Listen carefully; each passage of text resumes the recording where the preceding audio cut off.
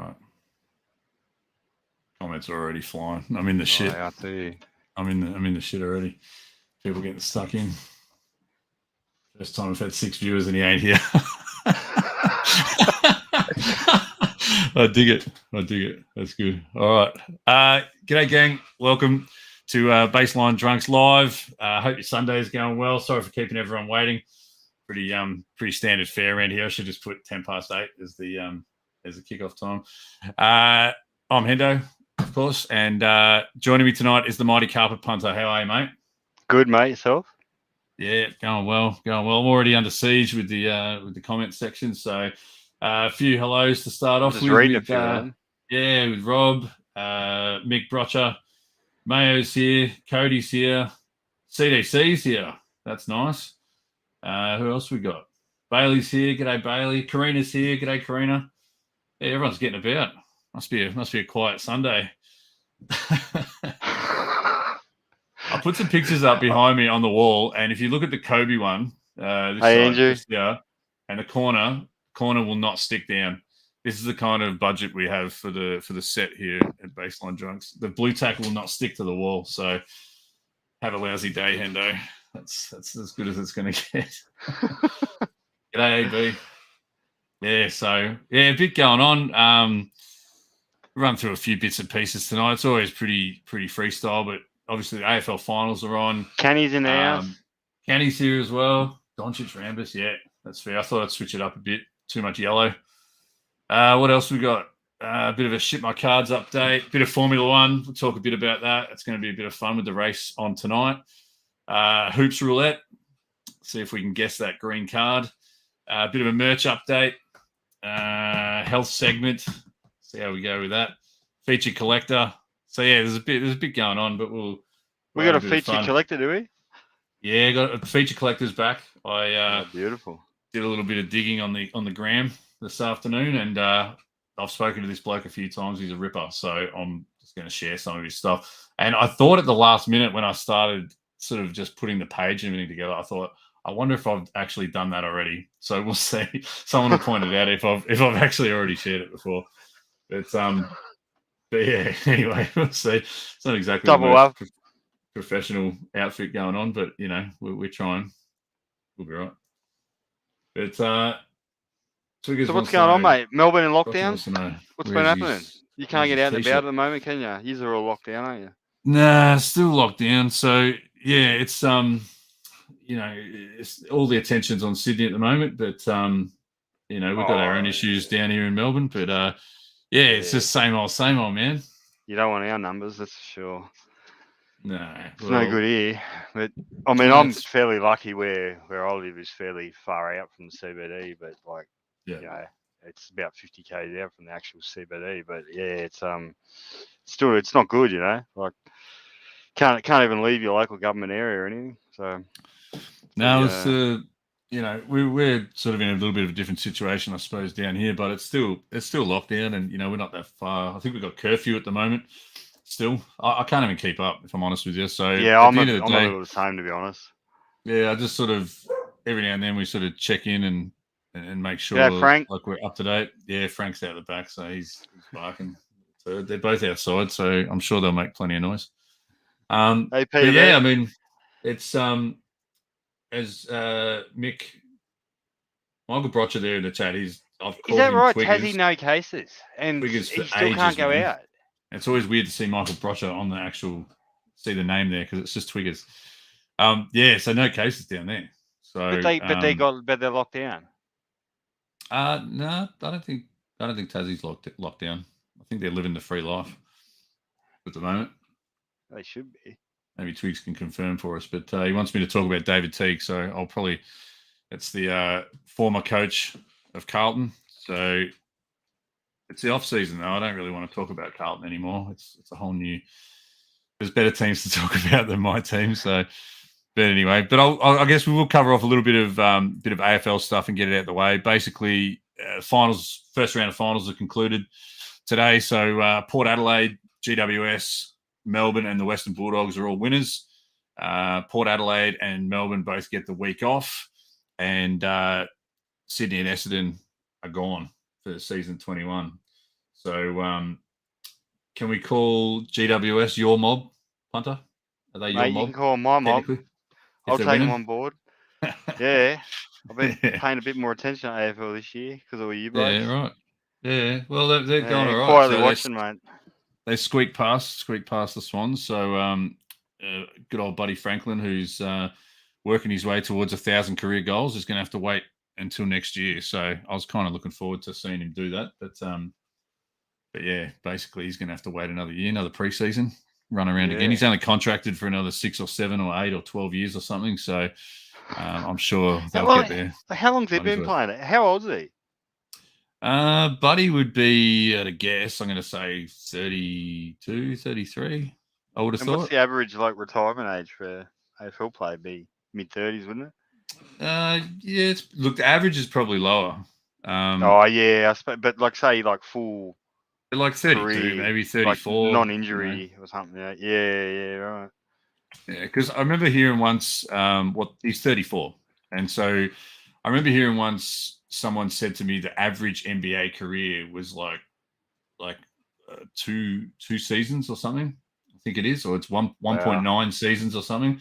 So it just goes to show, for all your 20-year players or 22-year players, there's heaps that get a 6-month contract. So it pulls that number down for sure, real quick. So what else we got here? The guy's talking about Toby Green. Well, I've had to do a bit of a turn heel on this because I was one of those pickles that were looking at it going, there was no contact. I'm not sure if you've seen the footage, CP, but basically Toby Green brushed past an umpire. Was that in the AFL channel there? You posted that? I was having a bit of a look at that Disarvo. Yeah. Some of that. Yeah. And so I did see that, but isn't that in the 90s you would have just got away with that, but years ago, didn't they bring that in? You just can't touch a ref at all. Literally can't even poke him, sort of thing. Yeah. You just can't do it. There's all the players know it. So you got to draw a line in the sand. Yeah, it wasn't harsh. I agree with that. No, but the first couple of angles that I looked at, I looked at it and I'm just like, there's no contact. You know what I mean? So I'm just thinking, this is all storm in a teacup. And then, much like, what is it? I don't know if you remember the Seinfeld when they recreated that JFK shooting with the spit. They brought out the third angle of it, and all of a sudden it's he sort of gives him a good forearm to the shoulder. They make contact for sure. So it's going to be interesting. I think with precedent, he probably will get a week. Although, I don't know. I'm kind of in the camp of it's really, really soft, but then I'm also pretty strongly in the camp of you can't do it. You can't touch the umpire. You can't intimidate the umpire. Can't do it. For me, I don't know the history as far as the AFL side goes, but I just know in basically most professional sports, I remember it was somewhere around the 2000s where they brought that in where basically you just can't even touch an ref, anything. And every sport started introducing it. And it was just you just can't even do it, So, I don't know, mate. I'm not sure, to be honest with you. I'll be interested to see how it plays out, but because it's when you see some of the other season, sports, that's why it's so. If it was just regular season, nobody cares. It's just whatever. Yeah, it's exactly but it's crunch time. So all the marbles are being played for now. But if you look at other sports around the globe, with soccer, you see with soccer, they remonstrate quite a lot with the umpires, and they've got their hands on and they get away with too much. Bleeding, they get away with a lot. So I don't think they have too much. In my opinion, in soccer, yeah, something that turns me off a game is the way they look. Don't get me wrong. That as far as their athleticism, their skill is absolutely fantastic. Some of these professional soccer players, but the whole carrying on, it turns me right off. Yeah, it's a struggle sometimes. Bunch of whinging bitches, just carry, just keep moving, mate. But what do I know? These guys are earning millions, mate. So that's right. Yeah. Rob makes a good point here. Trent Cotchin for Richmond a couple of years back, he practically murdered a guy on the field with a hit, and he still got off and got to play the next week. So finals is a really interesting time for a lot of different reasons, but tribunal type indiscretions are definitely one of them, because you'll see things that people get off for things where you just think, there's no way. So definitely. definitely. Yeah, well, look, that exactly right. That Cochin one wasn't an umpire. I totally get that. I guess it's just the unexpected decisions come out. So I don't know. The conspiracy theorists will be out either way. If he gets a fine and he's still able to play, it'll be like, oh, GWS is the AFL's baby, and they want him to do well, and blah blah blah. And I don't know. Yeah. So you get talking points no matter what happens. I think. But yeah, it's gonna be interesting. So what else? So who else won? Did you say? So GWS. Yeah, Melbourne did away with Brisbane pretty convincingly in the end. So they actually looked pretty good. The Western Bulldogs had a win today over Essendon. I actually think I only tipped 1 out of 4 games correctly this weekend. So the footy tipping comp that I'm in, I'm actually leading. I won the regular season. We're into finals the whole bit, and so I've actually had a really good year. And do you get a bonus point for tipping the finals round? Oh, it's like head-to-head tipping. So you do like a full final 8 and everything. Okay, yep. I made up the format. Well, I got the format off someone else and took it and ran with it. And done it for about 15, 20 years. So it's a long burn. But it's really fun. I'll have to go through it one week. It's a good way of doing tipping. But yeah, so Port and Melbourne have got the week off. Port will play a home final as well. So it's a huge advantage for them. It's a huge advantage, basically. So Port playing at home. The grand final is going to be in Perth, but there's no WA teams remaining in the comp. So it's not like it's not like anyone's going to have a home ground or anything like that. That always amazed me, man, how AFL can still pull a crowd. You know, if that was in a different state. Yeah, like if you brought that to Sydney and there was no Sydney team, mate, it'd be crickets. You know, right. like the only fans that'd be in the stands will be all the Melbourne and Adelaide and Perth people that have travelled. Like right. Sydney crowds, man, they're so fickle. It's like I first learned it when I was a Kings supporter back in the day. You know, I'd be going like my old man, and I'd go with my mates to the Kings and that, and like it'd be dead quiet when they were losing, But as soon as they started winning a few on the trot, man, the stands were just packed. And then you just notice it in every sport. Every sport's like that. Whereas Melbourne is totally different, man. You will turn up to the, opening of an envelope. Like, yeah. Yeah, yeah, you just love your sports, no matter what, winning, losing, whatever, which is good, So, yeah. Yeah, it is good. I think the vultures are circling though now with COVID, because we've I say we, it's not me, but like Victoria or Melbourne over the years has slowly but surely prized away different sporting events from different states around the country. And so whether it's the Grand Prix or it's Grand Slam tennis, the G, everything about the G, and then there's never been it's always been unacceptable to move anything, because it's like, oh no, you can't move it, it's the G, 100 years of history, and there's all these excuses. Whereas now it's taken something off the grid like bloody COVID, like off the Richter scale. Yeah, that's true, actually. Yeah. And now it's like you have to move it. And so last year when the grand final was in Brisbane, they upped a square of the turf from the MCG to lay it in the Gabba to make sure that there was still some of the MCG turf there. Now, you could say it's gimmicky, you could say it's cool because it keeps tradition going, but like you got to keep the narrative of like, the grand final's always been on the G soil, so to speak.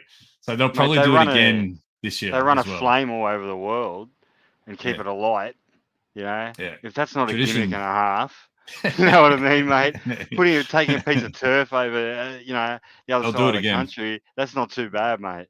Yeah. I suppose. I reckon that's all right. But I reckon now with the change to a lot of the a change to a lot of the events and all that sort of thing. I think the other states are licking their lips, sort of saying, you know what, you pinched a lot of shit for a long time. Now we're coming to pinch a lot of stuff back. So as much as we love all the sport and we're all sort of built around it to a degree, I don't know. It's going to be a weird next 5 years, I suppose. Yeah, it's tough because these things, they're really you'll probably find that there's not much budget for sporting events going forward in the state government, so they'll probably be put on the back burner. So you might find that some sports may or even like states might not even be interested in having them. You know what I mean? Yeah, maybe not. Because they don't actually have the budget for it. Like they're trying to recover post-pandemic. So all the concentrations in the actual economy, but which I suppose could in turn, mean they need tourism and that try and stimulate stuff again. But yeah, I don't know, mate. Who knows how all this is going to play out, eh? Yeah, it's a long burn. Post-pandemic, it's going to be very, very interesting. I'd just be happy to get to post-pandemic as opposed to, I don't know, during pandemic. Look, Peter, that thought there about F1 at Bathurst, mate, that's like, if I have a dream, if I ever become like, Bill Gates rich, that's what I would do. I would literally buy Bathurst and I would modify it enough so without changing its its feel, its like its actual character. I will definitely race F1 on Bathurst because it's that like you watch tonight. They're racing at Spa, and there's so many similarities between Spa and Bathurst. They're both 7Ks long, roughly 7Ks long, but they're both built on a mountain. And Bathurst is even more like altitude, goes up even more in altitude. Well, that's what I thought. As soon as you mentioned it, I thought it would have been too up and down. But then, when you mentioned that, watching the qualifying last night, it is very up and down, and they're talking about and TV is very deceiving. Like I don't know if you've ever been to Bathurst, but like if you look at the camera angle of say Mountain Straight, right, where they're driving up the mountain, like it looks not flat. You can see that they're going up a mountain, but if you're actually there, man, that's a steep hill. That's not so. That's a steep hill. Right. That ain't no slouch. Like to walk up that, man, you're buggered. If you're walking up the track there, like you're halfway up, man, you're going for a rest. It is.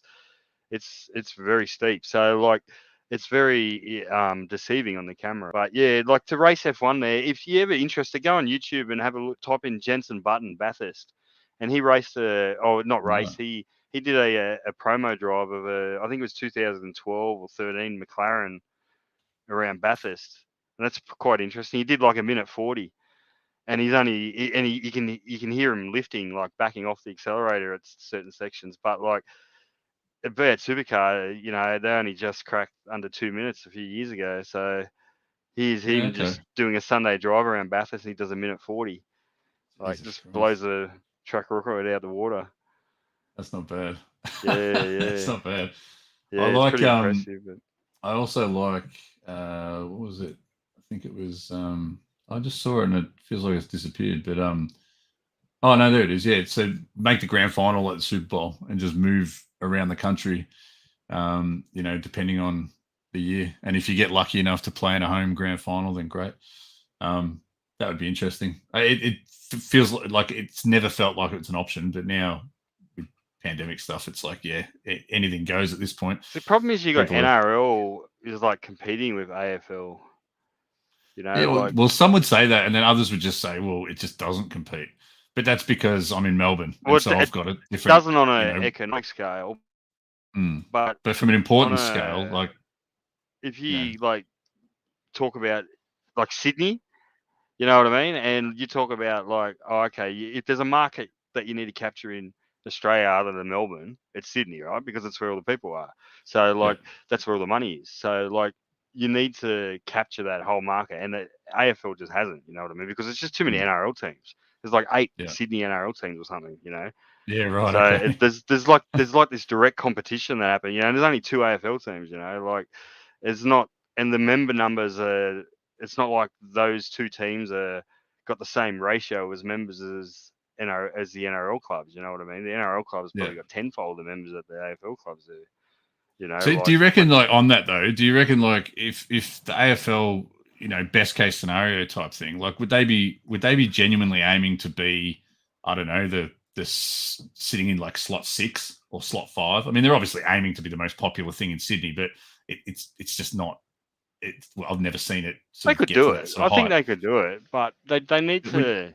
I don't know the exact way to approach it, but like because NRL's just got too much of a foothold in schools and that, man. Every school, mate, every schoolyard just play in Sydney and that. They all play NRL, mate. All the kids are playing. When we say footy, we're playing league. Yeah. Let's go have a game of footy. We mean league here. You know what I mean? That means let's go and have a game of league. Whereas you got everywhere else in this country, and like even some parts of New South Wales, that means go and kick an AFL ball around. Yeah. You know, like I'll go down and see my mate at Griffith. His young boy goes to me, "Oh, let's go and have a game of footy."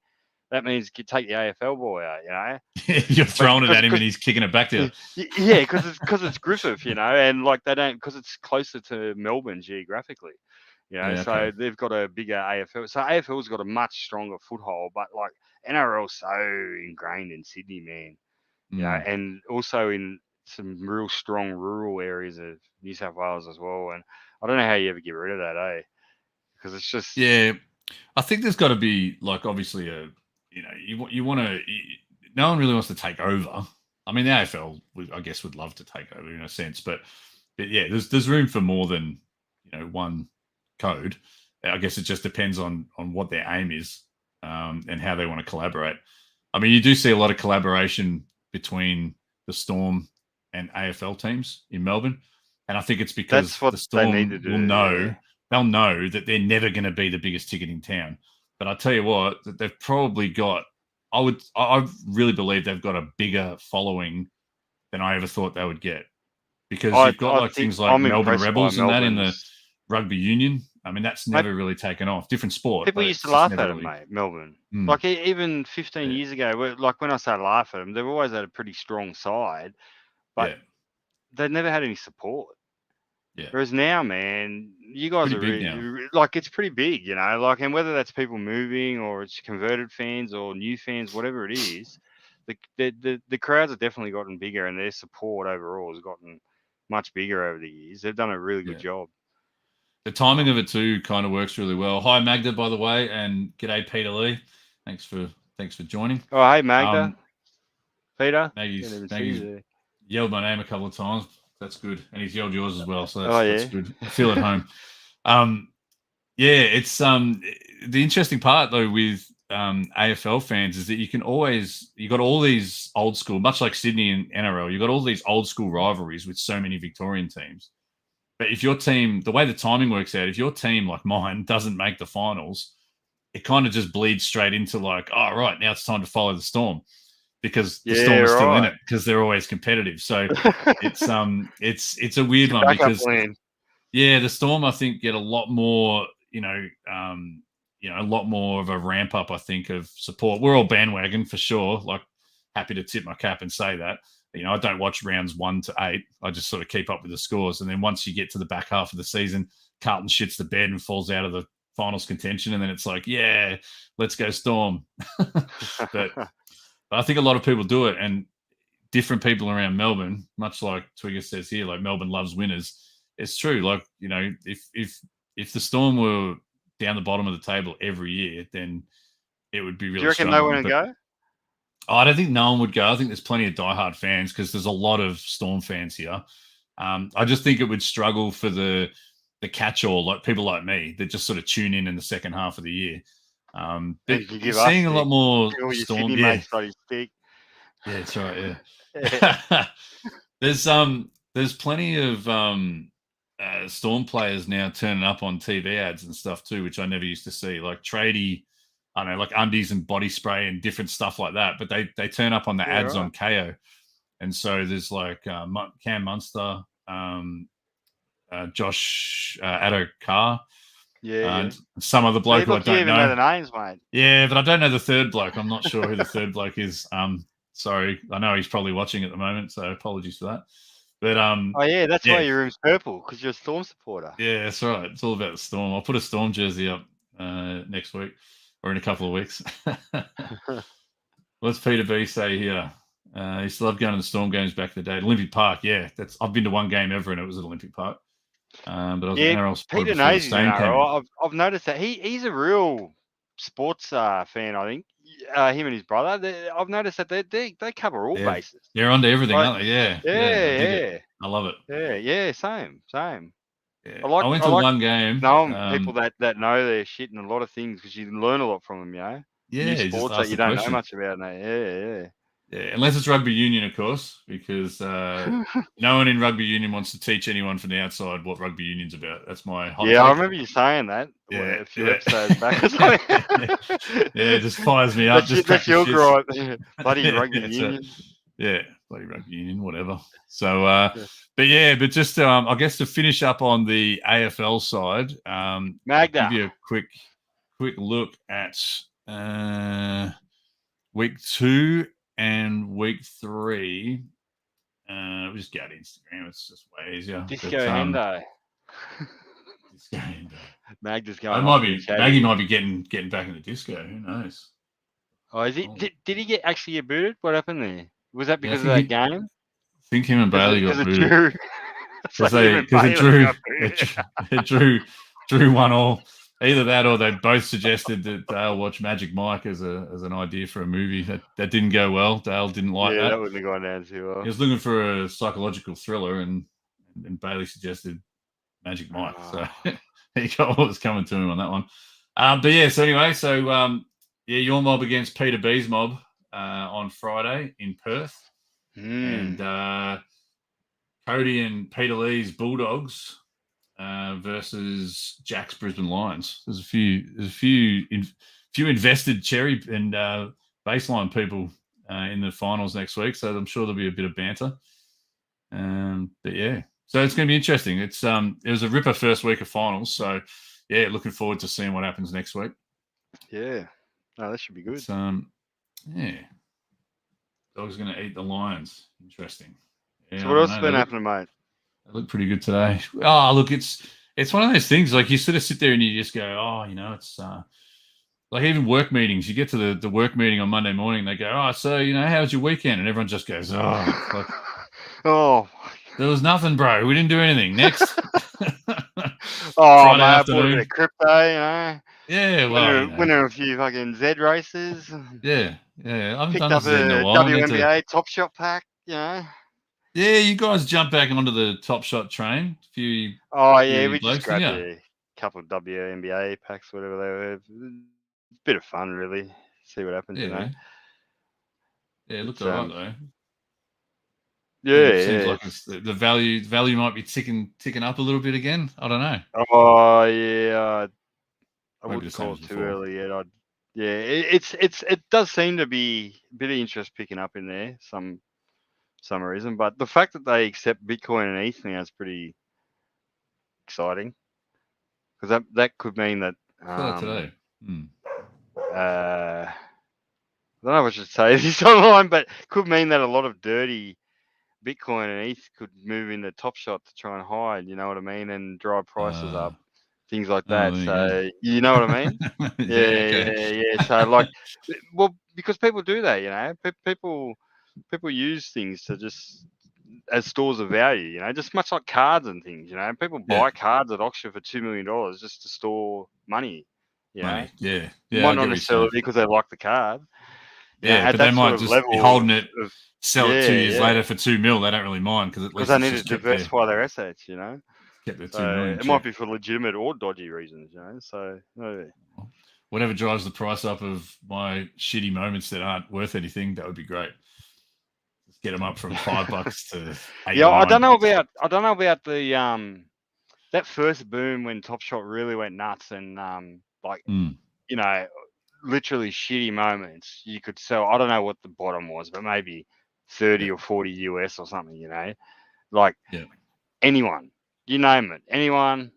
You pull a pack, bang, you're at least getting 30 US a moment or something. I don't know if those days will come back because I think it's a false market economy now is a bit smarter. Yeah. Back then, it's like it's just everybody's just scrambling to get in. Just give me something. I just want in. I just want a piece of the pie, Whereas now it's like everyone will be a bit smarter. So I think you need to be a bit more strategic. Just go for key things. You know what I mean? You don't want to just blanket everything. I mean, I might be wrong, So the strategy is everything, but I think the best thing to do is just if you're keen on it, just target key moments, just hang on to them and wait for an eruption. Yeah. Well, I think some of the people like yourself, like you got in pretty early with it and all that sort of thing. And look, I'm pretty much some people were buying them though for $1 or $2, weren't they? Yeah, no, I get it now, but like I've still early got on, some, but like it's pretty much all over with mine now. Like I'm no Top Shot admin anymore. Those days are gone. Yeah, like really. yeah, I think so. Oh, But some people mate, were my buying best them for moment what? now is the Lamello. I've got a Lamello triple badge still. That's it. Yeah, because some That's the people were best buying moment these I've got. things for like $2 or $3 USD a moment, and then like you said, when shit started going sideways and everyone started just jumping in, those same moments that you buy for $2 or $3, they end up at like $20. That's a massive return. Just if you look at it across the entire board, like that's just some crazy money. Isn't it? So, but Ridiculous, now mate. I think between like that's the first NFT that I knew existed. Right, that's when I started to learn what an NFT was. And so between that point in time, like let's put it down to the day, whatever day that was, all the way through to today, I reckon I've seen it's got to be close to 50. Oh, it won't be that many, probably 30 or 20 different outlets to get NFTs, or someone talking about their NFT that they're putting up, or a company like Tops or this or that or the other. Like they just after the Top Shot ones and then the baseball ones, it just went crazy. And now you look on something like OpenSea, and there's just I don't know. You can get anything. Like Top Shot, anyone and everyone. I wouldn't say it's the first, but I'd say it's because I don't know the full history of NFTs and that. I'm not some crypto expert. I just know a little bit. But like, I'd say Top Shot was probably the first NFT to go proper mainstream, right? Where you're actually seeing news articles and that, like, there was news articles on crypto kitties and things like this, but I think Top Shot's really the one where people recognize, oh shit, that's NBA. That's officially licensed by the NBA. Whereas crypto kitties is just some thing that someone created, on their computer. Like, whereas this is an actual, like, it's like a licensed product. So I think it's one of the first ones. So I think it really sort of drew this mainstream crowd in, and the fact you could just buy it so easy on credit card and that, like, instead of having to buy coins and get them in your wallet and transfer it to this thing and that thing and pay gas. I think it's kind of like this sort of rubbish. It's a similar principle to like a coin spot or something like that. Like CoinSpot is actually the sponsor on the back of the Western Bulldogs footy jumpers. That doesn't surprise me, eh? And so that's about as mainstream as you can get, is being on an AFL team like sponsor. I mean, a lot of people are seeing that, but by the same token, that kind of makes it really easy to dip your toe in the water, because you're just basically paying money in and then going and playing and seeing what coins you can find and stuff. You've got a smaller pool of coins to go and look at, really, in comparison. They take most of the risk out for you. Yeah, it's just you pay a bit more for it, but I wouldn't say it's like crypto for dummies. It's not quite like that level. It's not that, like, I'm not taking the piss out of it, but at the same time, say that if you want. Yeah, but I just think it's easier. It's a safer environment, I think. Yeah, like the next best thing is somebody else buying it for you. Your mate buying it for you. That's how we operate. Like, that's how we operate when I'm like sitting there at midnight, like tearing my beard out. I was going to say tearing my hair out, but I don't have any. Yeah, like they're doing everything on your behalf. You know what I mean? They're acting as a third party on your behalf. CoinSpot are effectively. That's what's happening there. You know what I mean? Whereas, like, if you was to just delve into yourself, you'll go and you'll need to buy some Bitcoin or whatever from a third party initially, but once you've got that in your wallet, you can then go to a decentralized exchange and just start exchanging it peer to peer, without any intermediary in between. And you don't pay as many fees or anything like that at all. But the problem is you then risk losing your money, because if you send it to a wrong address or do something like that, man, it's all gone. I've been that guy, eh?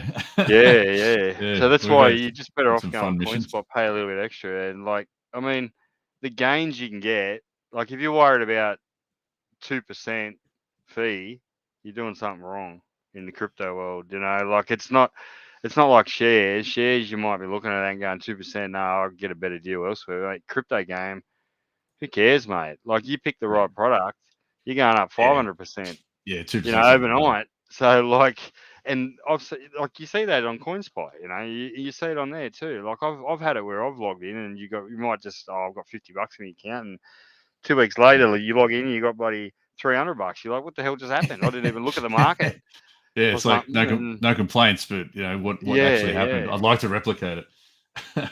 Yeah. He's asking when did Logan Paul win? I was just saying the fight's tomorrow at like 10 a.m. Our time. So I'm wondering what sort of card. Isn't he the guy that came out with the Charizard around his neck in his last fight? Loose unit. Yeah, that was him, wasn't it? Yeah, maybe he'll come out with like I don't know, if George Russell gets up tonight, maybe he'll come out with like a super fractor. He's fighting he's fighting Woodley, ex-UFC fighter. Woodley, right? Okay. Woodley he's a bad motherfucker. So it'd be interesting, like, because this guy's obviously a bit of a carnival fighter, but then every time he fights, he's actually a really good fighter.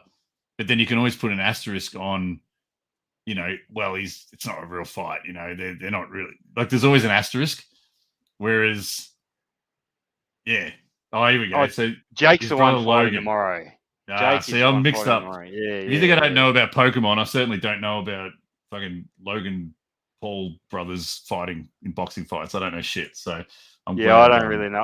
I just know that isn't that the dude, right? Now I don't know if this is right or not, but isn't that the guy that used to do like YouTube vids and that, and he went over to Japan and went into some park and went into that suicide park and filmed it?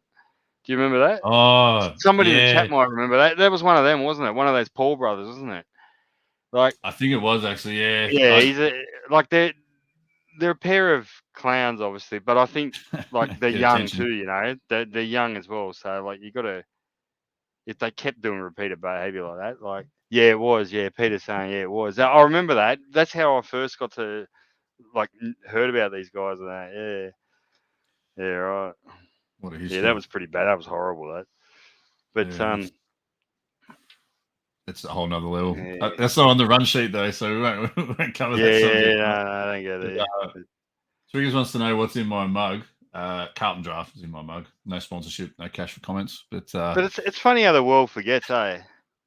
Like I haven't heard anybody mention anything like that for years, Oh, Logan Paul, everyone loves him. He's some hero, or Jake, or whichever one it was, Whichever one. And look at what he did. Everyone thought he was the world's worst back then, and now he's like a hero again. Like, it's funny. America loves. Everyone just forgets, man. America loves a comeback, so you can do kind of whatever you want as long as you come back strong, I suppose. And I don't know, that seems to be how it is. Anyone who's had a scandal seems to have bounced back bigger and better after. I'm all for second chances too, but of course. But sometimes, if you're filming some things are a bit too far, a bit over the top. Yeah, you can't. Yeah, it takes a certain breed. Anyway, let's moving right along. Let's keep moving. What's been happening? You been getting any breaks last week or so? You been getting many cards? No, I went off the breaks a little bit only because I don't know. I think I went in a few in a row and then I didn't really score anything that I was interested in, and so I was like, when you sort of just commit a little, you take a hit and you just think, you know what, I'll just lick the wounds and come back later. So you sort of, I always do, it's in cycles because I'll see certain products come out and my eyes will light up and be like, oh shit, I've got to have a crack at that because it's really like I'm into it. But no, lately just sort of been doing some of those, just some of the personals with Blake in terms of like the Allen and Ginter packs. They're always fun. You've been getting Caldwells. I like them. They're good, cheap, fun packs. Yeah, Cody and I did a trade live on the stream because he pulled a Randall Cunningham card out of one of the hot boxes and I pulled a Otani. So it was just an easy swap. I would have liked the Otani as well, but it's like it doesn't compare. I'm happy to swap it. So I know it's a little bit annoying for Blake to have to sort of swap him around. He's fine with it, but you don't want to ask too much of Blake when he's got a lot to do. But he was nice enough to swap the piles. So I got a couple of tracking emails, so hopefully that's one of them. But apart from that, man, just sort of haven't gone in too many breaks. I've done more like personal packs and jumped on eBay late at night, picked up a couple of PSA 5 and PSA 6 Philadelphia Eagles old school 70s and 80s players. So that's what Love I it. enjoy doing. What about you? You've gone in a few? You got in a few baseball ones, yeah? The old base stick. Last week I cooled off a little bit just to try and because I hadn't like you, I wasn't really hitting a lot, and I just sort of pulled back a bit, But heaps of Because Cody's baseball the hitting everything. last. Yeah, Cody's been hitting heaps. He's hit some He's really been on a nice roll. cards actually. Yeah.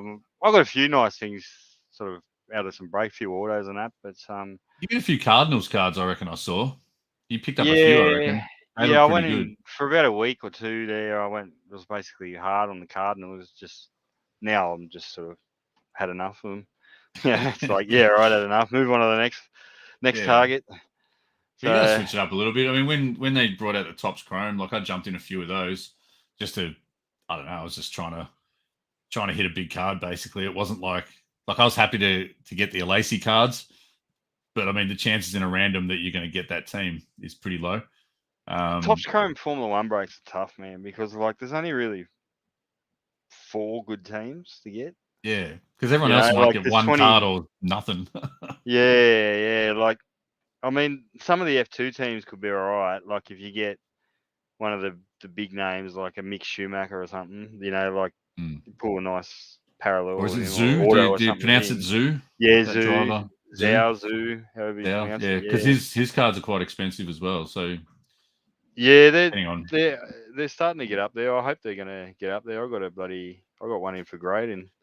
yeah, nice. Yeah, super fractor. So we'll have to see right. how that comes back from grading anyway. But so I mean, really, you only really want Mercedes, Red Bull, McLaren, Ferrari. They're the only cards that actually, there's I mean, you get a Williams, you'll get a George Russell, things like that. But as far as the actual real big names, actually, to be honest, you probably want Williams is probably worth more than Ferrari these days for just the fact that George Russell's in there. Possibly. I know. Yeah. I know. The other ones that I saw for a little while too that I enjoyed just for a short period of time was those Marvel metal Yeah, I cards. like them. There's I thought that was fun. Spider-Man ones coming out.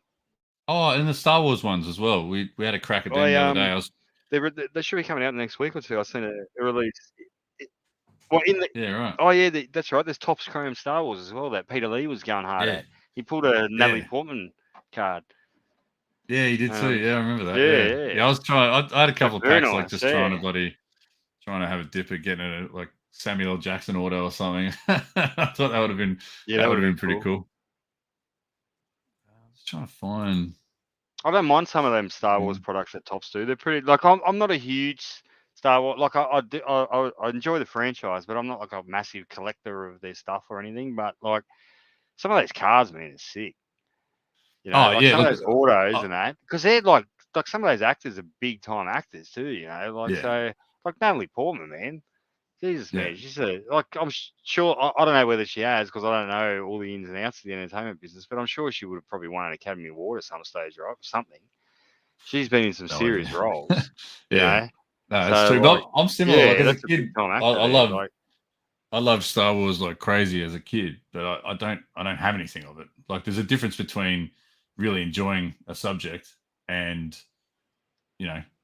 actually collecting stuff from it. So it's been kind of cool. Much like the Pokemon cards that sort of intrigued me, just it's the artwork on them that I think is really fun. And so you could rip a pack that's got, say, I don't know, 8 cards or whatever in it. And to my eye, it's like 6 or 7 of them are kind of, take it or leave it. But there'd be 1 or 2 in there where you just go, that's like I just like the design. I like whoever's made the artwork. Like it's just a cool picture, and it breaks the monotony of sports sometimes. Like if you go chasing, like if I spend like a month just going in breaks just for Philadelphia Eagles cards or something, it's nice sometimes to just bust like Star Wars. You got to remember to have fun. It's fun, it's just fun to see. You got to remember to have fun in this game. Like doing the same thing over and over again, like buying the Philadelphia Eagles week day after day after day after day. As much as you love them, they're die. Like it gets boring, man. You want to change it up a bit. You want to diversify. Go and stuff you haven't been in before. Give it a crack. It also depends. Like we've talked about this before in the past. Like every collector's got a different, I guess, little mission, and only each collector knows what their little mission is in the hobby. So, if you're purely after profit and that's it, then randoms, spin the wheel on the random. Of course you would, because you pay your dollars, however much it is for the break, and you're basically just wanting to hit a big team and a big player and get it on eBay and make a return, and that's it. Whereas if you've got an affinity for a certain team or a certain player or whatever, you might want to go and just buy singles, or you might want to buy a box, or I don't know. That's one of the things I like the most about the hobby is that just there's so many different channels going on at all times, and everyone typically, for the most part, everyone sort of supports each other's little side missions they've got going. So, yeah, I'm like you. Like I like watching how different people collect, how different people try and make money, different plays people make. yeah, Different players. it's People fun. like I'm like, oh, okay, so he likes him, and then I start asking questions. Like why do you like him? Like, what's so good about him? And like, oh, okay, I never even noticed that. I'll have to start paying attention now. And like, yeah, no, it's good. I like that individualism in I learn a bit too in about this other hobby. teams because, like, Yeah, I'll watch the Philadelphia Eagles, and so I know, in the NFL, I'll know a bit about our players. I don't profess to be an expert by any means, but you then talk to someone else who's like another team that they follow, and I'll be like, oh, why are you hunting this guy's cards down? It's like, oh, you should have seen this guy in college. He did X, Y, Z, and he's done, A, B, and C in his first year and a half in the league. But all of a sudden now, when I'm watching the highlights, I watch out for that guy, and I sort of like, oh yeah, he is right. He is pretty good. And so you're sort of growing your fandom for the sport. And the same could be said if it's Marvel or Star Wars or Pokemon or the old grimy Ginter, whichever one you're into. It's like it's just fun to other. There's always someone who knows more about it than I do. Put it that way. That's what I enjoy about it. Oh yeah, mate, I love learning about new shit. Yeah, I only learn by asking questions. Did we get a card ladder account? No, we haven't heard from our I haven't heard very, anything. very good friends I from Card Ladder watched I watched some video the other day. It was from these blokes from Card Ladder. Yeah. I was almost going to write in the comments there, eh? Yeah, what'd they say? Over baseline. No, I'll have to do that. I'll have to get on one. We need that sponsorship. Yeah, we need. We're not asking for much. We're just asking for a free login. Couple subs, mate. Yeah. Couple subscriptions. Come on, boys. Yeah. Let's see what we can Josh, sort out. I think Josh was one of the dudes' name. I'm just trying to think of the other guy's name. Josh. You're like me with Melbourne Storm players. You can only remember some of the names. Oh, you never know. We'll see what happens. What's Peter B got here? If it wasn't for the new AFL release coming out, I think I would have gone a box of the Star Wars cards. Yeah, it's a good mix. There are some really I can't remember what it's called now. Is it Prestige or is it shit? I can't remember what it's called. The one that's just kind of Optimum or something. Comments will fix me up. The new AFL cards that have just come out. I think it's called Optimum. Yeah. I don't even know what they look like. So, I've seen all this hype and people, mate, going mental. I can't believe. What the hell? Did I see somebody post that they were already up to like $600 or something? And it was like 3 days left or something. How much are they selling? What are these things reselling at? Optimum. Thanks, Peter B.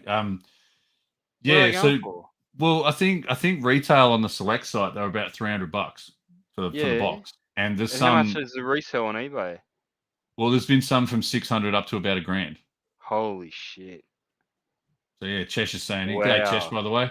Optimum scalpers, yeah, that's right. Yeah, $900. Cheshire's saying. So, jeez. It's the same as when, and again, the comments section will have to help me out here. But it was about a year ago, and I remember there was a particular box that had one card. It's almost like the Panini one for NFL. I think it's called Brilliance. With the AFL, a beautiful gold box and all this sort of stuff, and you open it. And I remember Blake did one on the show because he got one for his brother-in-law, I think, and he got one for himself. And he opened it, and it was a Chris Mainwaring card. And for a West Coast Eagles fan, they would have paid a lot of money for it. But to a Melbourne-based fan, they'll be like, Brilliance. I think it was Chesh. Thanks. Yeah. Yeah, but for a Melbourne-based like supporter, they'd be like, it's just Main wearing from the Eagles. Whereas in Perth, he's things didn't end great for him. It didn't turn out there. Like he passed away, and a lot of sort of shit was talked, I guess, about how so. And but as a pure footballer, he's like a legend of Western Australian football. People love him over there. Yeah. So it's So they pay good coin for his card. Yeah, but those boxes, I remember they were like $200 or something. I'm going to say, just guessing, and then they were straight onto eBay for the same, about $1,000 because they're just so short. There's just not that many of them out there, and they didn't do Is Select actually not printing that many of this product? I don't think so. Does anybody know a print run? Like how many boxes or cases or anything? Yeah, no idea. Let's see if there's any speculation in the chat. I'd be curious to know because, you'd imagine being like it's Select Australian company, isn't it? They're not like they're not printed in New Zealand or something, are they? That'd be my luck. I'm going to start rambling on about the Australian thing because if it's Australian, like it's surely that information will get out. Like, as in the run. 50. What each card is numbered to 50 in Optimum. Oh, no wonder there's such that might be brilliance. I'm not sure. I'll have to check it. Right. It's hard to get the whole point across in the comments. Speaking from experience, the amount of times I've gone to comment something to Blake, and I've got to put like a big paragraph there to make sure it makes sense. But AFL cards have been huge lately, and so I mean that's why brilliance to 50. Brilliance. But I think that's why Dale's been going so well with the cherry footy as well. Is because I've got to be honest, I was surprised at that. When he first started, I thought I can't see this, because I know NRL cards, hardly anyone buys them. So I just thought, AFL won't be that big. I didn't realize how many people actually collect AFL cards. If I'm honest, I mean it makes sense because I watched when the cherry footy sort of branched off. I sort of watched it and I thought that it's awesome, like more content. Part of me thought, oh, really? 2 channels? That's a bit weird. Like, how's that going to work? But whatever. Like, it's not my decision. But I sat there and I thought, how's that going to work? And then all of a sudden, I thought, he might do a few breaks. Yeah, we'll see how it goes. I mean, he might have thought the same. We'll see how it goes. But at the moment now, it's like Dale's mad busy. He's killing it, he's not like he's sitting still. Like, there's a lot of stuff going on, and he's constantly in the Discord just saying, hey, what sort of stuff do you guys want to see? So again, I think to that point of like taking a break from, whether it's chasing NBA cards or chasing NFL or whatever. It's a legitimate alternative. And some of the cards look really great. Like even some, like whether you want to collect sets and stuff, that's up to the individual collector. What's the holy grail of AFL cards? Like basketball, obviously, most people will just say MJ, or like Fleer, rookie card. Oh, I think the one that Peter B was chasing. Peter B was chasing like a double auto with the Gary Ablett Senior and Gary Ablett Junior on a card. I think that would be up there. Do they have like? Dustin Martin would be another one. Like, do you get rookie cards and all that in AFL? You do. Yeah. I'm not sure it's the same. I think the established stars, and all that, logo man, all that sort of thing. Yeah, I might do a logo. AFL logo man, Toyota man. Yeah. Get the Toyota symbol up. Toyota man. Oh, what a feeling! 1 of 1. That is a big boy. That could be a good catchphrase. Andrew Buchanan was saying Optimum is 750 cases. Oh, okay. So at the draft, they actually like select it probably there and get the actual pick to sign, like they used to do in the old school NBA drafts, redemption cards where the manufacturer would be there and they'd have like 100 of the players' cards and get them to sign it all. And then, okay. I think this is a good question. And I think some of the chat will be able to answer better than I will. But it's like, are AFL cards limited and worth it long term? Aussie collectors only. I think the AFL is definitely picking up in the US, as Jack suggests. Is it actually? Is AFL gaining ground in? Really? There's clubs. Yeah, there's a lot more participation of AFL because a lot of the expats have set it up. Some of my good mates, like one of them is an expat. He lives in Pennsylvania and he's part of setting up a lot of that stuff. And so there's like the I think they're the West Philadelphia Crows from memory, is the team that he plays for. But yeah, they've got the AFL sends them all the equipment too. They get sponsored on all the equipment, so they'll send over full kits, socks, balls, jumpers, the whole bit. So it's starting to see a bit more social media presence too, with like different sort of celebrity, like sports celebrity broadcasters and stuff taking notice of the game, and sort of obviously social media is kicked up, and they're retweeting like highlights, going, "Oh, these motherfuckers are crazy," because where's their pads and helmets, and all that sort of cliche stuff. But do you remember that old ad back? It must be like 20 years old. What was that ad? Yeah. And they used to have all the American sports stars, and it was an AFL ad. It had like Hakeem and oh really? It was Karl Malone, mate. I'm gonna have to find it. It was an AFL ad, and they had all these NBA, and they even had like a couple NFL guys on there. They were talking about the AFL game. Yeah, okay. I can't even remember it now. It rings a bell. It rings a bell, to be honest with you, but I can't picture what the ad was. But look, they've been working on it for the last 20 years. I mean, even Kevin Sheedy, when he been involved in the AFL, whether it be with GWS or Essendon, like he was always casting his eye overseas to try and pick up athletes to come and play the game.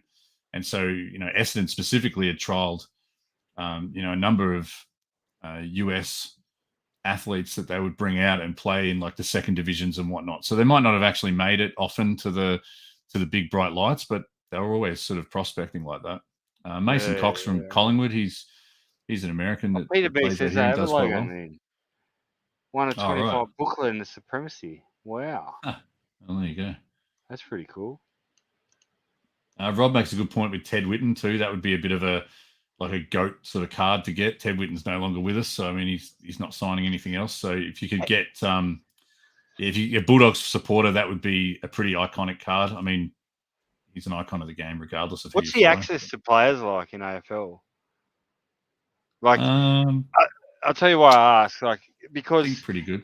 I always think with NRL cards and that, like if they release like a, I don't know, Nathan Cleary auto, right?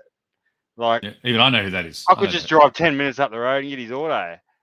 It's no big deal, He's just like he's at Panthers, or like, you know what I mean? Like, it's not now with the pandemic and that, but it's no big deal to see NRL players out and about in Sydney and that. Like, you know, okay.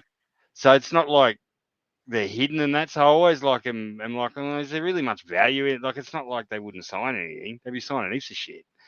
I think there's a different story to be told, like sort of depending on the era as well, because I think a lot of the old school AFL guys, they're quite happy to sign a lot of stuff, but I think there's a weird sort of meeting of different momentums, because I think the fact that the cards are getting bigger and bigger all of a sudden, they might have professionalized it a bit more now. Like, but like the NBA, where the player goes, "No, my order's worth $1,000 each."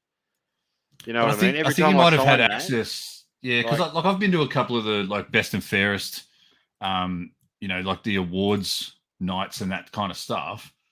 I've been to a couple of those, and sort of rubbed shoulders with a few of the old Carlton players, which was amazing for me. But I mean, I could have easily just taken a card out and gone, "Hey man, would you sign this?" Like, he's not going to do like the basketball thing where he just goes, "Oh, I only signed Panini." Yeah. They would have signed it. It wouldn't have been a drama. Yeah, so sure. It would have had more of a story. But I think over the last like 5 or 10 years, like how many people would have whipped out a card to sign? Maybe they wouldn't have had as much access. I don't know. Would you get them to sign the napkin? Or now that the cards have been a lot more prevalent, maybe you would get the card. I don't know. Some players will only sign a message because they don't want you to sell it and that. Like, they want your name and that. Like, so because they don't want you to just go and stick it straight on eBay. Yeah, it's like, all the best Hendo or something, like, nobody's going to buy that on eBay, like, unless their name happens to be Hendo. Yeah, that's right. I just put it in the Hendo group on Facebook. That's it. Yeah. Someone will take it. Angry Anderson. Oh, okay. Insert. So That'd be Select's got to on buy Meatloaf. the actual jerseys for the club auctions. Okay. That's interesting. Yeah, Brownlow Redemption auto cards. I've seen some of that stuff. Coleman Medal Redemption. I like the idea of that, because I think the NBA, whether it's Fanatics or Panini or Topps or whoever is doing whatever, they could do something similar there where you get the predictor cards. You could have like a scoring champ predictor or a defensive player of the year predictor, rookie of the year It's predictor. like that home run bloody thing with home run. The baseball derby, do it? Topps, where Okay. say you get like one Soto card and it's a home run thing. You go on the Topps website and you enter in like what date you want to like redeem it, and if he hits a home run on that date, then you win. Right. Yeah. Okay. So and then you get whatever the prize is there, card or whatever it is, cards. Yeah. Sent me an image of one of the supremacy booklets. Oh, okay. Let's have a look at this thing. Have a look at that bad boy.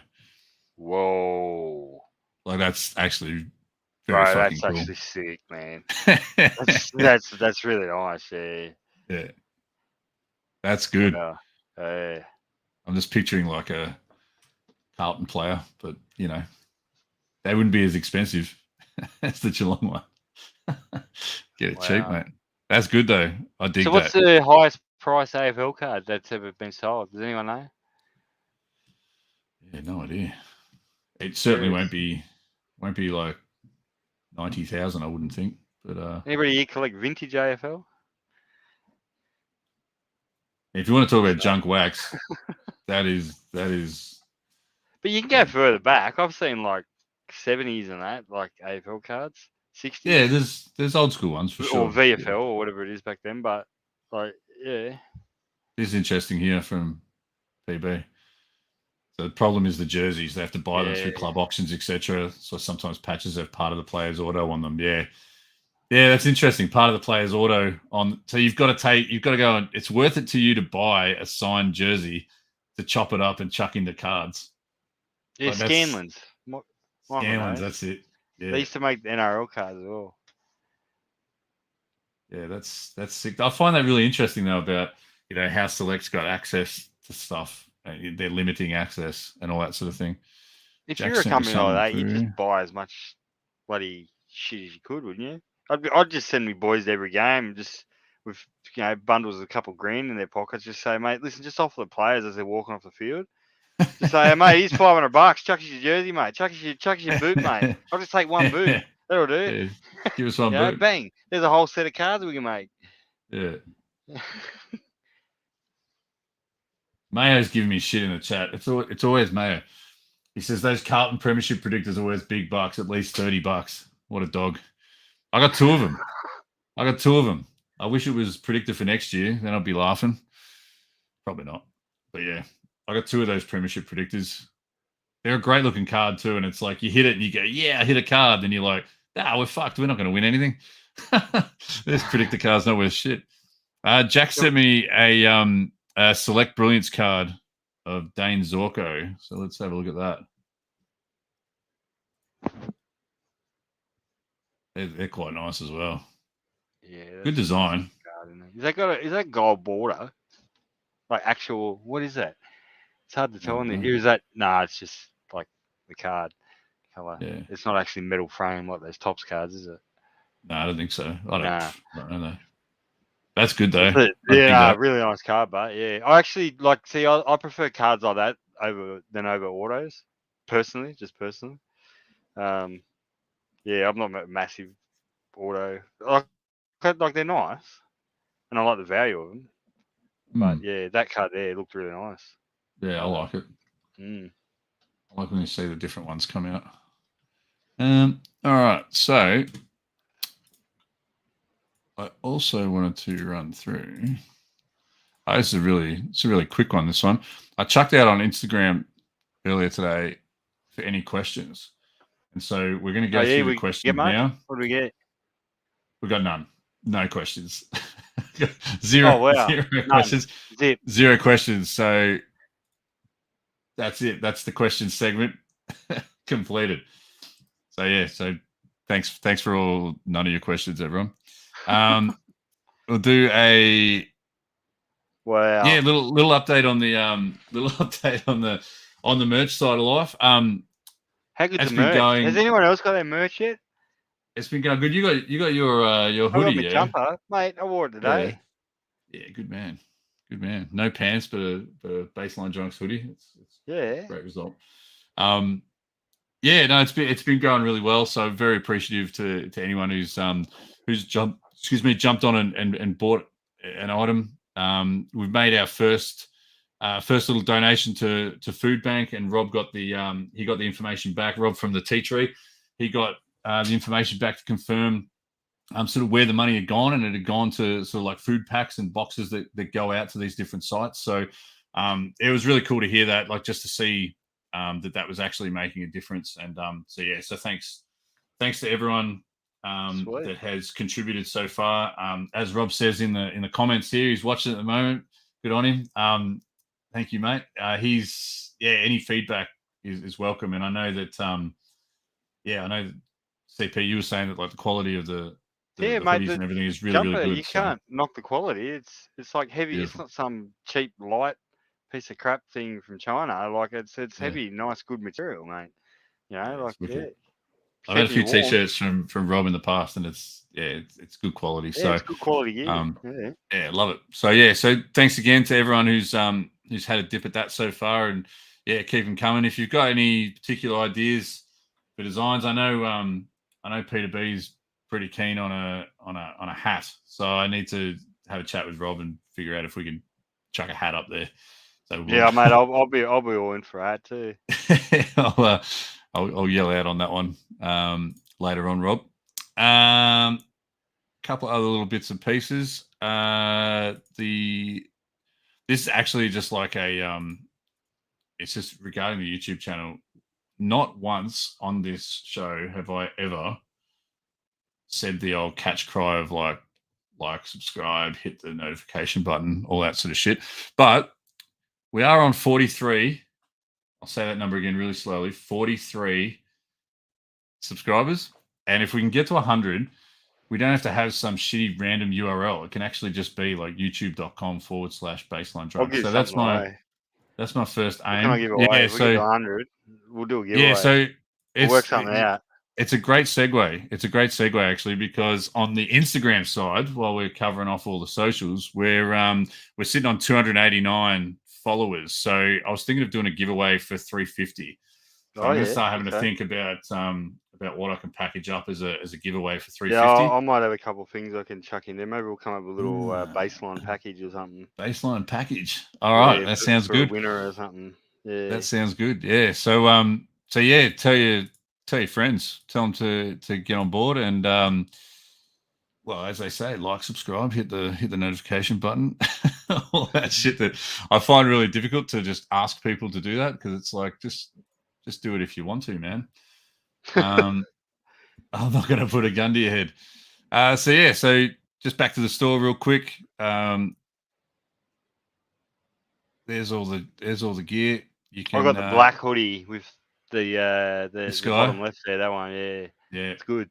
Yeah, I got the same one. I'm going to order a crimson one, the middle one there as well. I'm going to order one of them. When the hats come up, I'll get a hat and one of those crimson hoodies as well. There you go. Nice. We've got to get the hats organised. We'll do that. But yeah, so that's doing good things. So like I said, Food Bank Australia is getting all the proceeds from these. So pretty keen on it. So go and check it out. If you want to contribute anything to the blog, there's the old Digi Horses. If you want to contribute anything to the blog, just yell out, give me a yell. No filter, just write what you want. If you want to share some imagery, or share whatever you want to on that front, just go for it. I'll be happy to publish it. So what else have we got on the list here, CP? Let me just have a quick look. We do have. I want to get to the Formula One in a minute, because I think there's a bit to talk about. It's going to be a pretty big race, I reckon, tonight. In a couple of hours. It is. Mayo calling me a sellout. That's great. All I'm going to do, Mayo, is I'm going to assume 50% of the blame. So Carpet is a sellout, and I'm a sellout. So I'm only taking 50% of the shit. So I feel better about myself. But yeah, everyone's always letting me know about the paid advertisements. So I'm not mentioning anything about Hobby Hangout. I'm not mentioning anything at all about Hobby Hangout. That's all I'm mentioning about Hobby Hangout. All right, couple of quick little. I just want to show off a couple of little. What do you call them? Ship my cards. What do you mean picking up? Yeah, a bit of this and bit of that. So we got the old Muhammad Ali. Don't worry about all the paperwork. Ship my cards decided that they were going to just take a photo of just the whole paperwork side of life. But yeah, question mark too. If Ship My Cards are watching at the moment, this thing comes in a card with a plastic case, and then it comes in like a satchel, almost like a cherry pie, I guess, in terms of how it comes in. Now, I've been charged as the handling fee for this is the fifth Tyson Beck Muhammad Ali card, and the first two I got charged $2 because they got to crack the box open and all that. The third one I got charged $4. Oh, the fourth one I got charged $2, and this one I've been charged $4. So which one is it? Ship My Cards. Is this 2 cards or is it 1 card? Because the way I see it, it's 1 card in a package. It's not a big deal, but I'm going to ask a question. Might send an email. I would. Might as well ask the question. Is old mate Charlie Young? That Ali card, can you tell me something about that Ali card, right? Do they come in parallels? You get do they release foil versions of them as well? Like there's Project 70? Yeah, I think they do artist proof. I think that's the difference. So you can't randomly get a parallel though when you buy it? I don't think so. I don't think so with these, because these are like I think you've just really got to enjoy the art or want to collect the designer or something, because they're like $9.99 monetary return on these. No, not at all. Like I just buy these because you think they're going to be worth a fortune in the future. This is like that's card 5, and I believe they're doing 10, and so so it's like okay. They're gonna do a 10 card set. I kind of wish it was a 9 card set, because you could just do 3x3. That would actually look pretty cool. But yeah, it's gonna be a 10 card set. So they're $9.99. You can get free postage.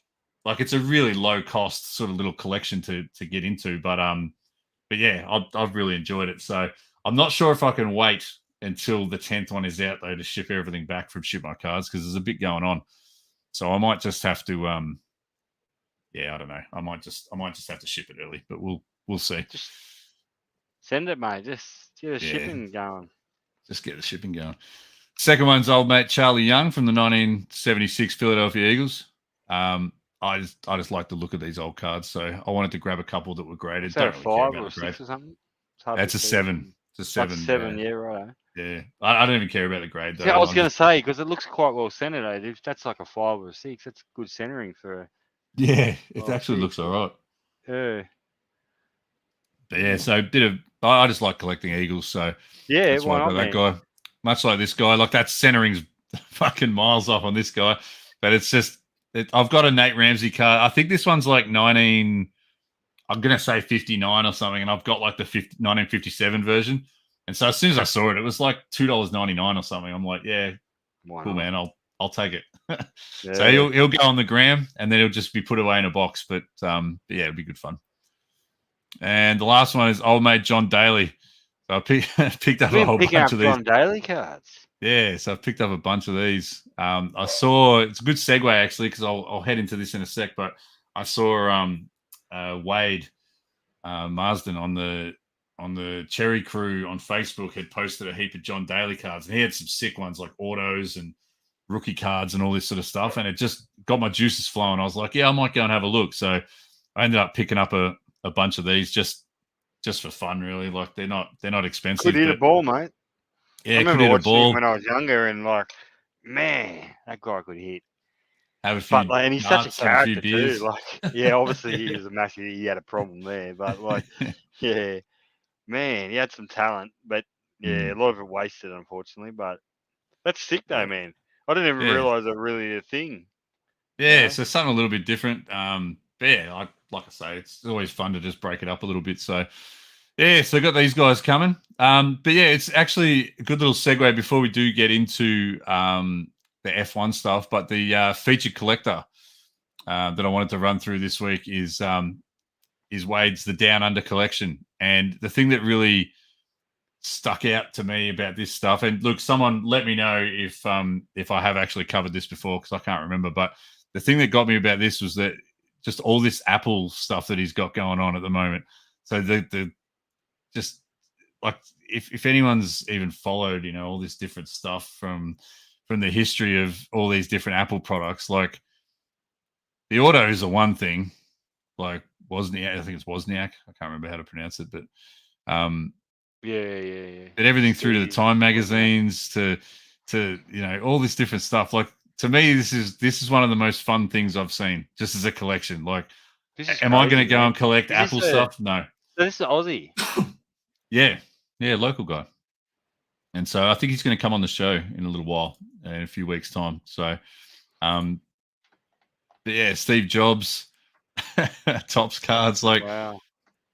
It's just cool, man. Like, it's just different. These Jobsy cards, they're cool though. I think it might have been, who was it? Charlie, maybe, that was showing them off in the bloody. Oh, yeah, he might have been. Yeah, he might have been, because I know Charlie shared a few. But those, like looking at that old there, like that G3 there, that like just brings back memories for me, man. Like, I remember, like I was only a young bloke and I was working in the city and that, and like just seeing all these brand new computers, like this company I was working for must have had 2,000 of them. You know what I mean? Like, they were all using. It was the first company I'd ever known that used all Apples. Yeah, right. It's cool. And they had all this them. cool little. Man, like, that's just crazy that's actually like. I think like if you get that old laptop actually is something now. If you get down far enough here, you end up with so some of these golf cards as well. Full set of 2004 Tiger Woods. So they're pretty cool themselves. 21 card set, and then I think a little bit further down, there's like some of the John Daly stuff that he's got. So that when I saw this, that's when I thought to myself, yeah, that's cool, man. I want to get a couple of John Daly cards. So that's the main reason I wanted to share it, is because it was one of those things where it inspired me to go and get some different stuff. So yeah, I rate it. It's good fun. And you can take what's photos with like this guy's all like, it's not just about the card. This guy's like look at the way he's displaying each card and that. Like, he's a connoisseur. He's an connoisseur. Like, he's a like there's this plant in the background of the this photo in the middle here, like that one. Like, you got all this vine or whatever in the background. Like, man, this guy's NFT, pro. baby. But he's using Bailey's plate stands. It he's works. using those plate stands at Bailey. I rate it. Whatever works. But yeah, so it's the Down Under collection. So if you want to go check it out, do so. As Chesh says, he's from Sydney, and so there you go. So I thought I'd share that, because it's one of those things where I just saw something and it led to other things, and I thought it's good to share that, because that's half the fun of this whole hobby shit show, isn't it? Is just being inspired to collect different stuff. So yeah, very cool. Very cool. All right. So shall we move across to the F1? The F1 talk? Yeah. Because we've got the race coming up tonight. Pissing down rain. Spa, lots of rain. Like lots. Long track of rain. Oh, sorry. Peter B's found that commercial that you were talking about. Oh, okay. I'd like to see that. Yeah, that's it. That's the one. Yeah. And they were all like, I'd like to see that. Yeah, like, yeah. I don't know, something 6 foot guys jumping in the air or something. Yeah. Oh yeah, I'd like to see that or something. Yeah. That's the one. That's right. I'm trying to see if I can. I don't know if the sound will actually come through. It probably won't, will it? No, I'll have to just share the link in the I'll share the link in the chat there. In the Discord or chat. Yeah, maybe I'll share it later on. I'll bring it up. But thanks, Peter B, for sending that. That's great. Yeah, so with the F1s, like it's going to be crazy. It's What about that like accident, watching Lando? watching that last night. Like Peter Lee did say they replayed it about 400 million times. They did because there was nothing else happening, so they had to It's just keep what they talking about do, stuff. man. It's part of mate. Yeah, Look, man, when you're a kid, man, like, and you go to that racetrack, what do you want to see? You want to see cars all you want stacked, to see is a man. crash. Yeah, exactly. Like, I know. come on, like, we got to be real about this. You know what I mean? Like, yes, nobody wants to see somebody get hurt, but every person is there because of that element of danger as well. That's what makes race driving so good. Yeah, And all the drivers know that. That's part of the thing. They inherit those risks. They take that on. So yeah, but the safety aspect of it. I mean, how hard he hit that. Like, if that was 20 years ago, he would have been dead. But like in this day and age, the car just yeah, bounces off crazy. the wall, does about 20 He turns, did and he just hops out of it. And yeah. he goes, "Oh, my elbow's a bit sore. I better go and get it checked out." But no fracture, just a bit bruised. I saw it You know? today too. He's just gone. He's gone. Yeah, he's got the. See you, Twiggers. Take it easy, mate. Thanks for tuning in, bro. Appreciate it. What a legend. He's in Tassie. He's loving life. He's probably just going to go out to the pub and have a feed. Bless his heart. Oh, I could do good on that. him. But yeah, it was pretty crazy. I was just going to see if they actually had footage of it, although most people will have seen it. But yeah, you see Lando today. He's just like he's like big crash and feeling a little bruised, but I'm well and recovering, ready for the race tomorrow. He's only He's like, 21, I think, man. Like, yeah, the big dog. Yeah, yeah, you could tell his arm was crook when he got out of the car. He jumped out, but then he was sort of like when footy players sort of cradle the arm and hold it up. You could yeah, see that yeah. you could see that he was sort of holding it up. But yeah, Yeah, he's only 21. You can see why, like, the F1 card world's very excited about him because he's, yeah. whipping Ricardo at the moment. But I don't know what's going on there with Ricardo, but obviously he's qualified fourth. Like, if Lando hadn't crashed, Lando would have outqualified him again. He was much faster than him. So Yeah, it'd be I was just interesting going to to bring that see. up. Like, this season's a write-off. Like, for Ricardo, it's just damage recovery. Just try and claw a few points back, close that gap to How Lando, long's his really. But contract? Do you know? Like, yeah, for 2 years with an extension for a third. So he's definitely in for next season as well. Like, he's not going anywhere until like the end of 2022.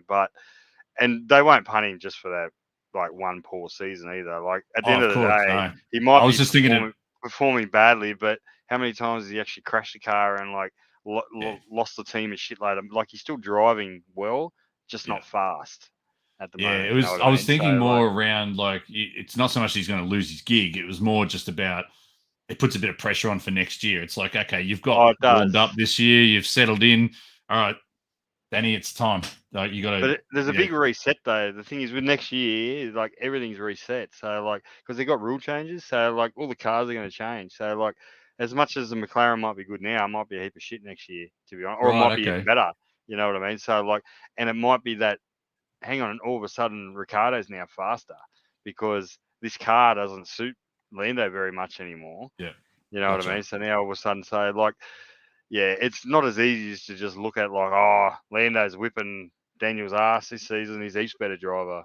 Or, Yeah, it can nah, change it's really not. quickly, Like, I'm if you sure. really want to go back that far, Daniel whipped, Max in a Red Bull early on. You know what I mean? Like, Yeah. and everybody rates Max as the best driver in the world. It's like, well, you can't just draw a straight comparison like that. It's not that easy. Like, it depends. It's got to be the right team, the right car, the right driver, all matched. And if all Yeah, I that get you. works, then you're laughing. And Lando has that at the moment with McLaren. He's got that at Yeah, the well, I moment. remember Like, hearing someone talk about it, and they were just saying it was from the team, so it might have been the team principal or something. Was just saying like, look, at the end of the day, we understand that we've built this car for Lando, and Daniel's sort of playing a bit of catch up in terms of like getting his feel for the car. Now, as a noob like supporter, being me, like I've if someone's a diehard at 100%, and if they're like I am now, I'm probably like a 45% follower of F1, then I used to be like a 5 for the last 30 years. I always yeah, knew yeah. about it. I always knew All who you the see drivers is like were. news headlines and that. Yeah, like I knew that, Mansell drove for Williams and this guy drove for here and blah, blah, blah, blah. That's why I knew about Jean Lacey. And Yeah, so, yeah. so I knew of them, but I didn't follow it religiously. Whereas, the ones that are diehards would know a lot more. But yeah, I don't think I've missed watching a race for 20 years. Yeah, so there you go. Yeah. I think I've watched every single race in the last 20 years. Occasionally I've fallen asleep mid-race and things like that, but like... Yeah. Yeah. But you can like pause it now and then keep watching it. Yeah, Back in the day, if you missed it, you had to hope the VCR was running to tape it. I used to get up like without my parents knowing and like sneak up in the middle of the night, turn the, I remember I put a blanket over the thing in the lounge room so no light would go out. So wow. Yeah, I had a full setup going. I must have been like, real young, but I loved it, man. That's so good. From a real young age. Some reasons that and basketball have always been my thing, them two sports. Yeah, that's cool. No, I love it. Yeah. I love it. Yeah. So Peter B sort of said about the Romain Grosjean. That was crash. Hectic, man. That was crazy. See, I can't imagine. Like, even I heard, when certain drivers had died or if they'd been seriously injured or whatever, like that's when a really super fringe fan hears about it because you see it on the news, you see it everywhere. And it's super I can sad honestly and all that. say You haven't followed them, so I can't imagine if it happened now. I don't know how I thought he was gone. When I first saw it, when I first saw that accident, I thought the worst, and I almost guarantee you most other people probably watching it did too, because your initial reaction is, well, no human can walk away from that. Yeah, you just can't. We're at the end of the day, we're only flesh and bones. Yeah. You know what I mean? You cannot walk away from that. What just happened there, and the way that the car split in half, and that buddy did, and it's just a testament to the technology that goes into the safety of not only the car but also the fire suit. Just the material that they're using, and that it's just that extra 10 seconds that he, it takes to burn through that material might have saved his life. Yeah, it's crazy. Like it's even taken the sport itself to develop, but it's. But the sport itself is down to the milliseconds. Yeah, exactly. Correct. And those same principles can be applied to the technology. Like, yeah, exactly right. And that crash is a great example that I hadn't even thought of it that way. But yeah, the technology, even just in the suits and how that works and yeah, man, how you're protected, and it's not just about the impact; it's about what happens after that. And yeah, crazy. I remember watching him talk to like the paramedics and stuff, like way after when he'd recovered, and he still had bandaged hands and stuff. But he was just sort of going around and like giving them hugs and that, as you would. Shit, you'd be so thankful for anyone who came over with a fire extinguisher when you were, sitting burning, basically. So yeah, Peter's right. He wouldn't have got out unless he.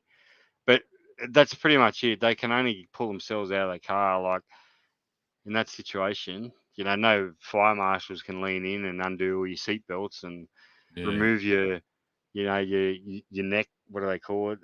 Some device, whatever the device is called, that goes around your neck. Yeah, I know I know when they get out and they pop that bit of it looks like a massive piece of plastic, out, and they pop it and they have to pop it back in. Yeah, you got to remove all that yourself. And each team does it slightly differently, and so it's all very. But the drivers have got to practice all that. You're not allowed to even get in an F1 car unless you can pass a test to prove that you can get out of that car fast enough in these conditions. Like the safety protocol is pretty stringent. Like there's a lot we don't see behind the scenes, but still, at the end of the day, that those 20 seconds where he's there on his own, the whole thing's on flames and there's just flames everywhere. You're just thinking, shit. Yeah, nobody can live here. Like, what the hell, man? It's like bloody astronaut, though. They don't just send people to space. Like, you've actually got to learn how to do it properly. Yes, sadly, people have lost their lives beforehand, and that's how we've learned. Yeah. Like certain impacts have happened and people have died, and we've gone, oh, okay, we need to improve this area of the car, or need to improve that. It's like, helmet here, like I know, maybe we'll wear helmets. But that's sadly how life is, That's how we learn. We learn from these fatal mistakes. You look at anything like cars, airplanes, everything, and it all comes from. All the safety features all come from deaths, sadly. That's just to keep it upbeat. Yeah, exactly. Exactly right. You're dead right though. Like I'm not no argument from me. That is exactly how it works. And the beauty of that though is that just through every little mistake comes an improvement. And I think that's probably why the likes of Vettel last night was so pissed off that in their mind they decided that it should have been a red flag, and it wasn't. So, I mean, objectively, I mean, there'd be an argument on either side of it, and I could give the nod to either argument as to whether it should have been red flagged or not red flagged. I mean, you could just talk about it forever. It wasn't red flagged, and then that happened. So, yeah, That but I think Vettel's that's such an interesting case in F1. Like when he first came in F1, I think it was 08 or 09, and he won in a Toro Rosso, right? It was in the wet, and he won in a Toro. He come on the scene, everyone was like, "Fuck, who is this guy?" Right? Like it was like when Max Verstappen first came on the scene. Anyway, he jumped in the Red Bull seat and instantly gave Mark Webber a run for his money and won the championship 4 in a row, right? And then just went to Ferrari and dropped off the ladder. But I can tell you, man, everyone hated him. He was the most hated man on the grid. He was the biggest cunt of a guy, biggest cunt of a driver. Yeah, just because it wouldn't be a baseline drunks episode without me dropping a C word, right? So he honestly was, right? That's why we tick the box that says not for kids. He's had this massive turnaround, man, where he's a real sportsman, real fair, and I honestly think it's because he had kids. That's when I personally think it all changed for him. He had kids, and that's when it all changed. He stopped being that, like selfish arsehole type guy and started becoming a bit more like sportsman-like. Yeah, right. It's just, I find it real funny because it's just, like I've seen it the whole way through his career, and now, I can't help but love the guy. Whereas I know personally, I used to absolutely hate him. I've had that with basketballers before, where certain basketball guys come in and you think to yourself, this guy's a dickhead, like straight up, I just don't like him. And then the more you see them play, the more you see them battle through things, battle through injuries, adversity, good, bad, indifferent, whatever. And then they get to that, like CP3 is a perfect example. I've seen him get hurt and I've seen him be a dickhead. But now when Phoenix were playing in that finals, I was thinking to myself, oh man, it's probably his last crack at really, I could be wrong, but it felt like it was his last crack. And I was like, oh geez, I want him to get one because now he's like part of the old man brigade with me. So it's like a little kindred spirit or something.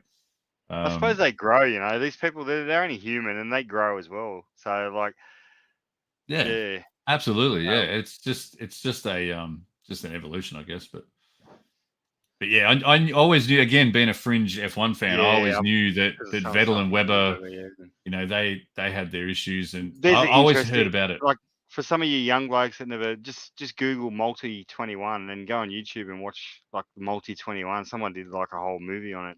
40-minute movie, Multi 21 or something, and it's just like Mark Webber versus Vettel, and it all boils down to you'll know exactly what Multi 21 is if you watch it. Okay, it's what it essentially is Red Bull gave Vettel team orders to stay behind Webber and dial his car down, but he didn't, and he just ended up just cruising straight past him, and Webber had already dialed his car down and he couldn't fight back. And it was just this massive schmozzle. And then Red Bull ended up going, oh, yeah, well, Vettel's the golden boy, so we're not going to punish him. So, there you go.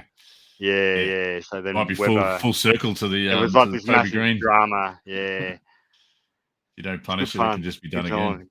Yeah. So we'll have a look. The starting grid here. We'll just run through this. We probably don't need to do the second page. George Russell there, mate. Number 2. The big dog. The big dog.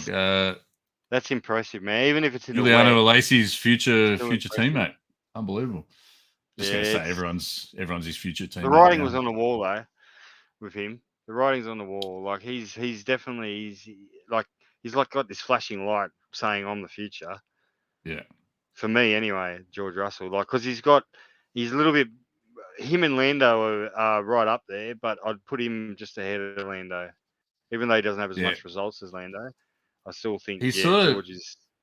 He's outperforming. Lando's got an awesome car under him. Williams has got Russell's got a shit car, and he's still doing shit box. He literally does, man. Okay. Compared to does he only get this second spot because basically it was so wet?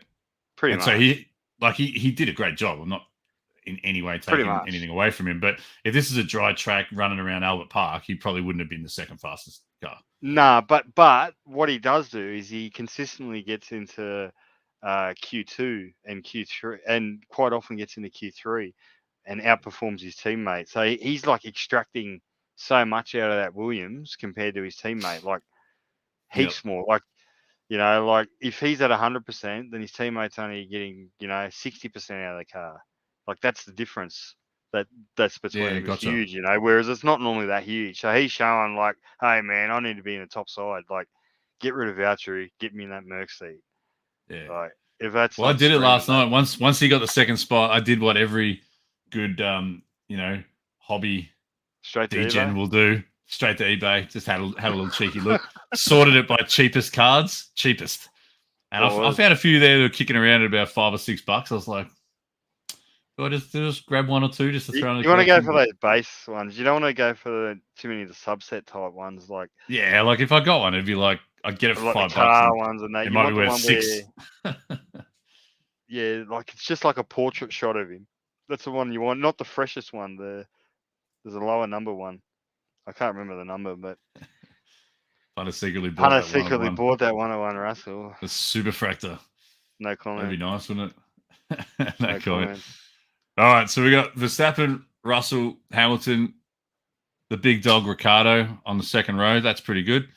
Man, I hope you're going to get a good start. That'd be brilliant to see him. Like. Yeah, just to get in and have a scrap for a while. Like, it just, again, from the outside looking in, you just see there's a certain percentage of the races, the drivers, they just don't, I don't know. It's different to me than the long game of a season of basketball. Like, because in any given game, a shit truck team can at least just take it to someone for one night.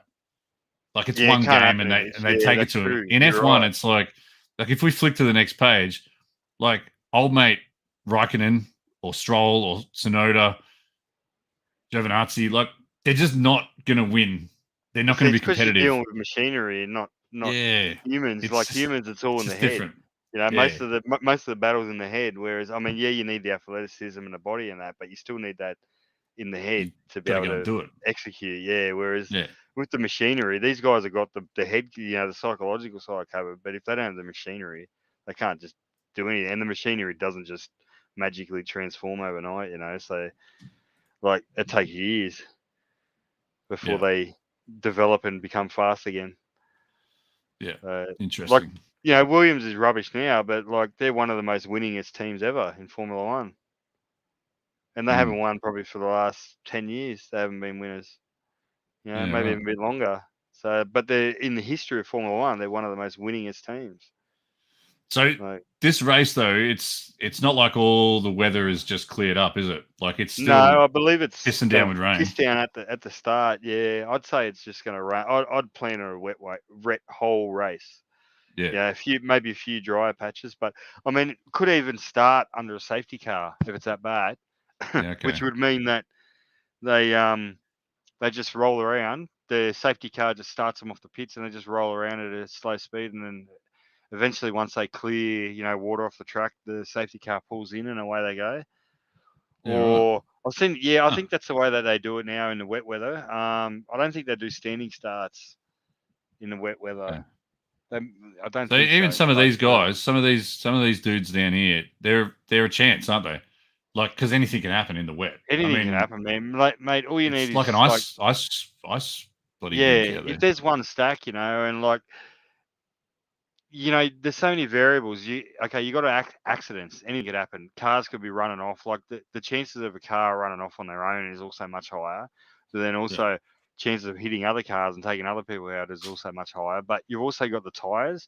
So like some people will go on inters, some people will go on full wet. And the speed difference is pretty big between them. And what happens if you're, for instance, on a full wet, but the track's starting to dry, it means that your tires are actually going to start burning up, so you're going to have to pit soon, and there's so many different variables. Strategy comes in. That come into play. So, like anything can happen. Like literally anything can happen. I mean, you've still got your better chances at the race, like the top teams, but they could be blindsided by anything. Literally blindsided by another car or by some more clouds rolling in or clouds rolling away, and the weather drying up or anything like that could, one lap could change everything. If they miss that pit window to come in and they got to go around one lap, that could ruin the whole race. Yeah, right. Yeah, I love learning about the different strategies and all that sort of stuff too. So I'm keen. I'm keen to I need find a out. bloody. So I need to get the says who camera will and get a lead? whole chart going. I have a punter's F1 lesson. Yeah, I'm in. I'll just add it as a segment immediately. So who will lead after lap 1 is what they're asking. We had a little bit of a chat about this in the Discord earlier, just about like the Degen gambling side of life. Who's it say? Where did Cody's pointed out the comment down here, safety car. Safety see, car will we've lead got after 1. Hamilton, Vettel. Because I'm sort of thinking that you might see some shit go down in that first corner, and it all depends. Much like, was it last race or race before where they had that big stack in the first corner? It's like someone gets through and someone doesn't, and there's not a real whole lot of rhyme and reason as to who that's going to be. So, to be honest, it's going to be positionally, really fascinating seeing George versus Max, because that's going to be, this is a race of the future. What's happening here? Like once Lewis retires and George has got this Merc seat, because Max isn't leaving Red Bull anytime soon. These two will be going head to head in years to come. So it'll be interesting to see how they, like, if George really wants to stamp his authority into that first turn and say, have "Fuck a you, dip." mate. I'm the future of this sport." You know, Yeah. like, yeah, like, mate, because you know, like, it's all psychological. You know, they want to get one up on each other. So you could see So someone being a bit overzealous into that first yeah, corner. definitely. I don't But know. you could Who also knows? see he's a very smart young bloke too. So you could also see him take a more conservative approach and say, look, I just need to get it home. You know, even a top 5 finish is fantastic. You know, like, so I don't know. It's interesting to see how anything could really happen. It's hard to tip, but if I had to tip, I'm going to say George leading up the first lap, just because he's going to be gung ho, just the youth and excitement. And then after that, I mean, the race pace of the Red Bull might start taking advantage. But within that first lap, yeah. Does Russell potentially? Does he? What do they say? Like, does he deliberately take out Nah, Verstappen in the first it's too corner hard. It's too hard to do. as I a mean, the nod cars are to they're the too new team? delicate. Like, Yeah, there's too much chance you're going to ruin your own race. So yeah. it's not, unless you're like, yeah, like We if got it's Red your Bull. teammate, like say your teammates go like head to head with a championship with somebody, you could Yeah. imagine then team orders could come down, hey, take this dude out, that, you know, like, because it'll help, you know, our teammate then win the championship. But like, apart from a situation like that, there's no, it would never really happen, I don't think. Yeah. Too So likely you're going to damage your own Maggie's got race. Ferrari to shit the Red bed Bull too. to shit the bed, and Ferrari to shit the bed too. I'm with him there. I actually Yeah, think, first. I've got a feeling Max might, yeah. I don't know. But this will be interesting, because a few years ago, 100% he'd just crumble. 100%. Because after the last race, yeah, at Britain there, with that massive stack, I that would have rattled him, you know, in the younger days. Whereas now, he might be a bit more headstrong, a bit more focused. See how he comes out of it. I'll be interested to see. But yeah, I think you'll probably do all right. But I've got a feeling Perez might bugger up too. Yeah, right. We're taking Max not to finish. Russell takes out Max. Monday morning. Taking out a gate motor seat. I dig it. Yeah, that will be announced soon, no doubt. Like that. Well, they have couldn't to do it do it. this They weekend can't because not. it was Bottas's birthday yesterday. What are they going to do? Exactly. That's right. Fire him on his birthday. They can't not promote George. Surely they have to. Like, I can't see it, because if they don't, he's going to another team. He'll piss It off. reminds me last night they'll show the second part of it tonight, but they were showing young Mick Schumacher, his dad's car, and he's like they were running through all that sort of stuff, and it was a great little segment as the first half of it, I think, or a teaser or whatever. And the way these older guys were talking about when they first saw Schumacher, they were like, we saw him do this. We saw how calm he was, how level-headed he was, analytical, but just calm in the face of the storm, sort of thing. And they were saying, like, when we saw that, it's like, that's a future world champion. I'm not saying that George is definitely a future world champion. I wouldn't know. But if you see something I think like a lot that, of people would say that, man. okay, because if you see something like that in a young athlete or a young driver or whatever, you'll never forgive yourself if you let him go. Yeah, that's right. You'll never forgive yourself. And so if agree, you've got a spot there, especially where you can play, it's the perfect scenario to play second fiddle behind Lewis for Lewis's last few years or couple of years or whatever it is. Yep. And then takes over the big dog chair. It almost lines up too perfectly to not do it. So I guess the question is, where does Bottas go? I don't know. That's what I just don't get, and what I don't like about Mercedes, that they're not aggressive enough. Like, if I'm team principal there, I'm like, we get the two best drivers that we can in a seat, no matter what. I don't care if we're buddy. I don't care if the guy's been with us for 5 years and he's loyal. If he's not fast, he's not in that seat. It's as simple as that. And for me, Bottas is not fast. George Russell probably should have been in that seat this year already. Like, he'd already proven it. But like Bottas got a 1-year extension. So yeah, there's so much money in it though. You can always buy someone out. You can always buy someone out. Like, if you look at a team for like Red Bull, 6 or 7 years, that's different. That's different kind of money you're committing to. But if you've signed someone for 1 year, you can tear that shit up. You just give him his money and go another direction. Yeah. But yeah, that's why I don't really, and that and their strategies or their race strategies always piss me off, Merc. They're bloody hopeless strategists. Like, Red Bull are much better. Generally, much more game. Like, they make things more entertaining. Like Mercedes just seem to either follow suit or they wait for the other team and then we'll go, oh yeah, we'll just react to this or something. It's all reactionary. They don't actually jump. Whereas Red Bull will go, Max will be leading the race and they go, oh mate, we think you should come in for hards now. And he's like, what are you talking about? I'm putting in good lap times and I'm leading. Why would I come in now, Max? Just listen to us, mate. Just come in. And so he does, and he ends up like caning him because at the end of the race, because Red Bull have already calculated all their data, blah blah blah. The tire was going to drop off at this point, and you're still going to then have fresh tires at the end and that. Whereas like Merc just don't seem to play those sort of games. It's all like, oh, okay, we know this tire lasts this long, this tire lasts this long. This is our race. We're not going to change it.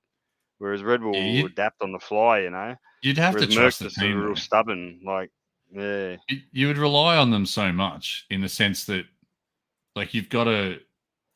You'd have to rely on them so much, but it'd be hard when you're there and you're going for it, and it's just like they're telling you to not do what you're doing. I get it. It would be hard because you're going to be like, dude, no. It's on this occasion, it's fine. I've got this. It's like, man, they got teams in England, right? Like Red Bull and Merc, all these big teams. They got like teams of hundreds of employees in front of computers running thousands of different simulations during the race. And they're going, oh, what's the most optimal approach here? Oh, let's take this. You know what I mean? Like, oh, we've run 10,000 different simulations of when the pit stop. We've found the best approach is this, so we're going to take this. Like, there's all. It gets so analytical, man, and such big business. That data processing. In Formula One, like that's a massive business just on its own. Yeah, it's crazy. Yeah, it's nuts, man. I'm going to show a couple of the lazies, only because I just thought I'd whip open the old SMC again. Oh, look at this, lovely. This is the goat haul. If the young fella ever comes good, so what I'm thinking is George makes the move to Mercedes. Bottas can go start hounding Williams. Well, I'm thinking we're the start hounding Williams, or Williams can go and take a shot at one of the blokes down the bottom of the rung, and whoever that is, in goes lazy to one of the shitter teams. No bed, Jonathan. We've got Formula 1 at 11. Yeah, we're not going to bed, mate. We're not going to bed, Maggie. Come on, bed mate. Yet, mate. So we got number 1, number 2, which kind of looks the same. These are both 50, I think. Number 3 looks the same. 3 of them, bloody hell. Yeah, just keep collecting them. Wow. That's just the refractor. Still a nice card. What one's that numbered out of? I think it's 375. It's funny, like some of the drivers are only numbered to like 50 something in the standard refractor, and then like you get a green and it's numbered to 90 or something. You're like, well, why would the standard one be lower? It's very odd. Yeah, some of the numbering in this set. Yeah, so I got another one here. That's 4 Oh of the wow. gold ones. Jeez, So I man. should go for the whole 50. Nah, not really. But yeah, so anyway, just want to show a few of those just because If that dude makes it there for him, man, laces. like you're gonna be laughing. Yeah, be smashing it. Be great. Yeah. The trouble is, I'll get so attached to him because he's finally made it. I'll be like, nah, I can't sell anything, man. Can't do it. What a wanker. This whole mission would be for nothing, man. So yeah. No, Maggie, we want Finoff Williams. That's what we want. Don't go near Bottas. No straight swaps. We want to get the boy in. Big dog. I've started tagging him on Insta. So when I start doing posts, I'm like, where my boy Lacey I'm gonna at? have to get Insta just so I can tag a Lacey. Yeah, do it, man. Yeah, do it. It'd be great. You should. I'm just having a look. Are you showing your Lacey cards on Insta? Oh, a couple, but not heaps. Like the idea was to do that and then tag him in on it. Yeah, that's the plan. Because how many people around the world are probably showing off a Lacey collections, mate? You'll love it. I should do a search. Maybe no one's doing it. Maybe I've got all the Lacey cards. You might get him on Hendo cast, mate. You never know. That's the aim. Basically, we'll just wrap it up. If we get Giuliano on the actual show, that'll be it. We'll just wrap it up then. We'll just go my baseline jumps. We've clocked it, mate. We've clocked it. That'll do, mate. So yeah, exactly, yeah. So the only thing left, we've still got a few joining us. So we've got I wanted to do the NBA hoops roulette. So the idea behind this, what packs you got today? The same, the Coles retail hoops. Yeah, these guys. So the idea, and look, this will never take off, but the idea is if you see these cards at Coles, right? There's nothing in here that's going to make you a lot of money. There's just not. So when you see them, like when I bought this pack, there was about 20, 25 packs on the hook. Well, how many did I take? No, you took one. I only took one, man, because it's roulette. You that's just right. you want to get the green one out of that one pack that you got. That's what you want to do. And so whether it's that or Pokemon, did the same thing with Pokemon. Took just one pack. So the idea is just take one, leave more fish in the pond for someone else, especially kids when it comes to hoops.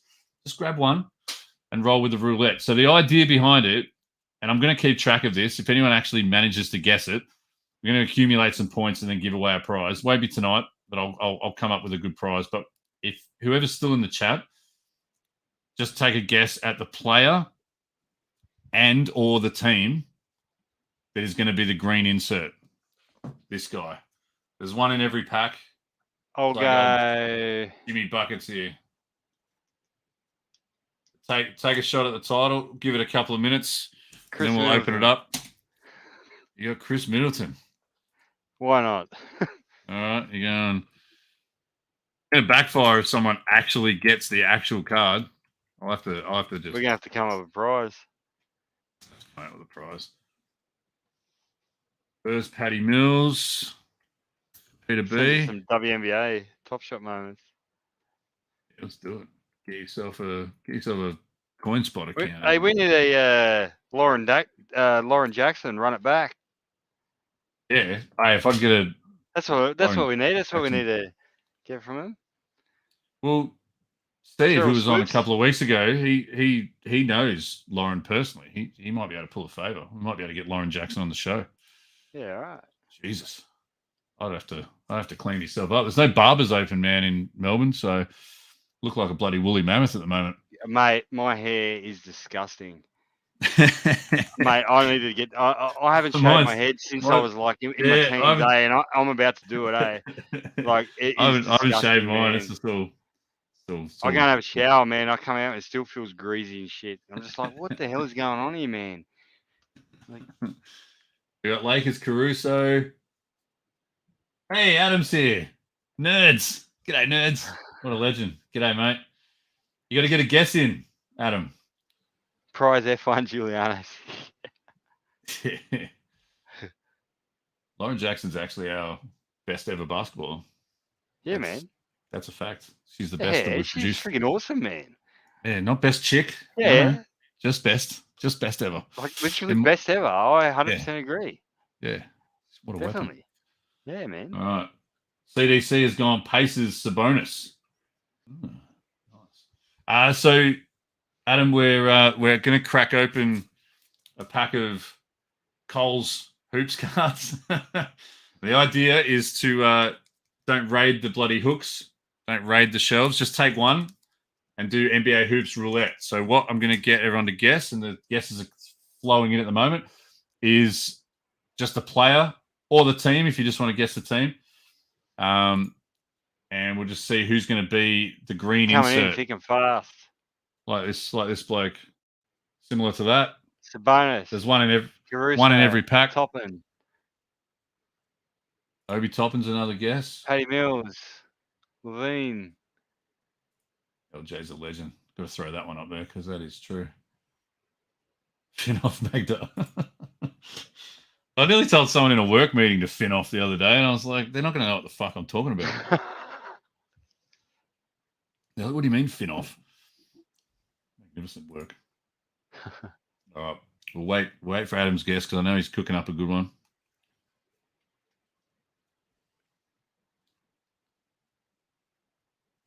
Ingles, a discerning choice. Very Aussie flavour to some of these guesses. I like it.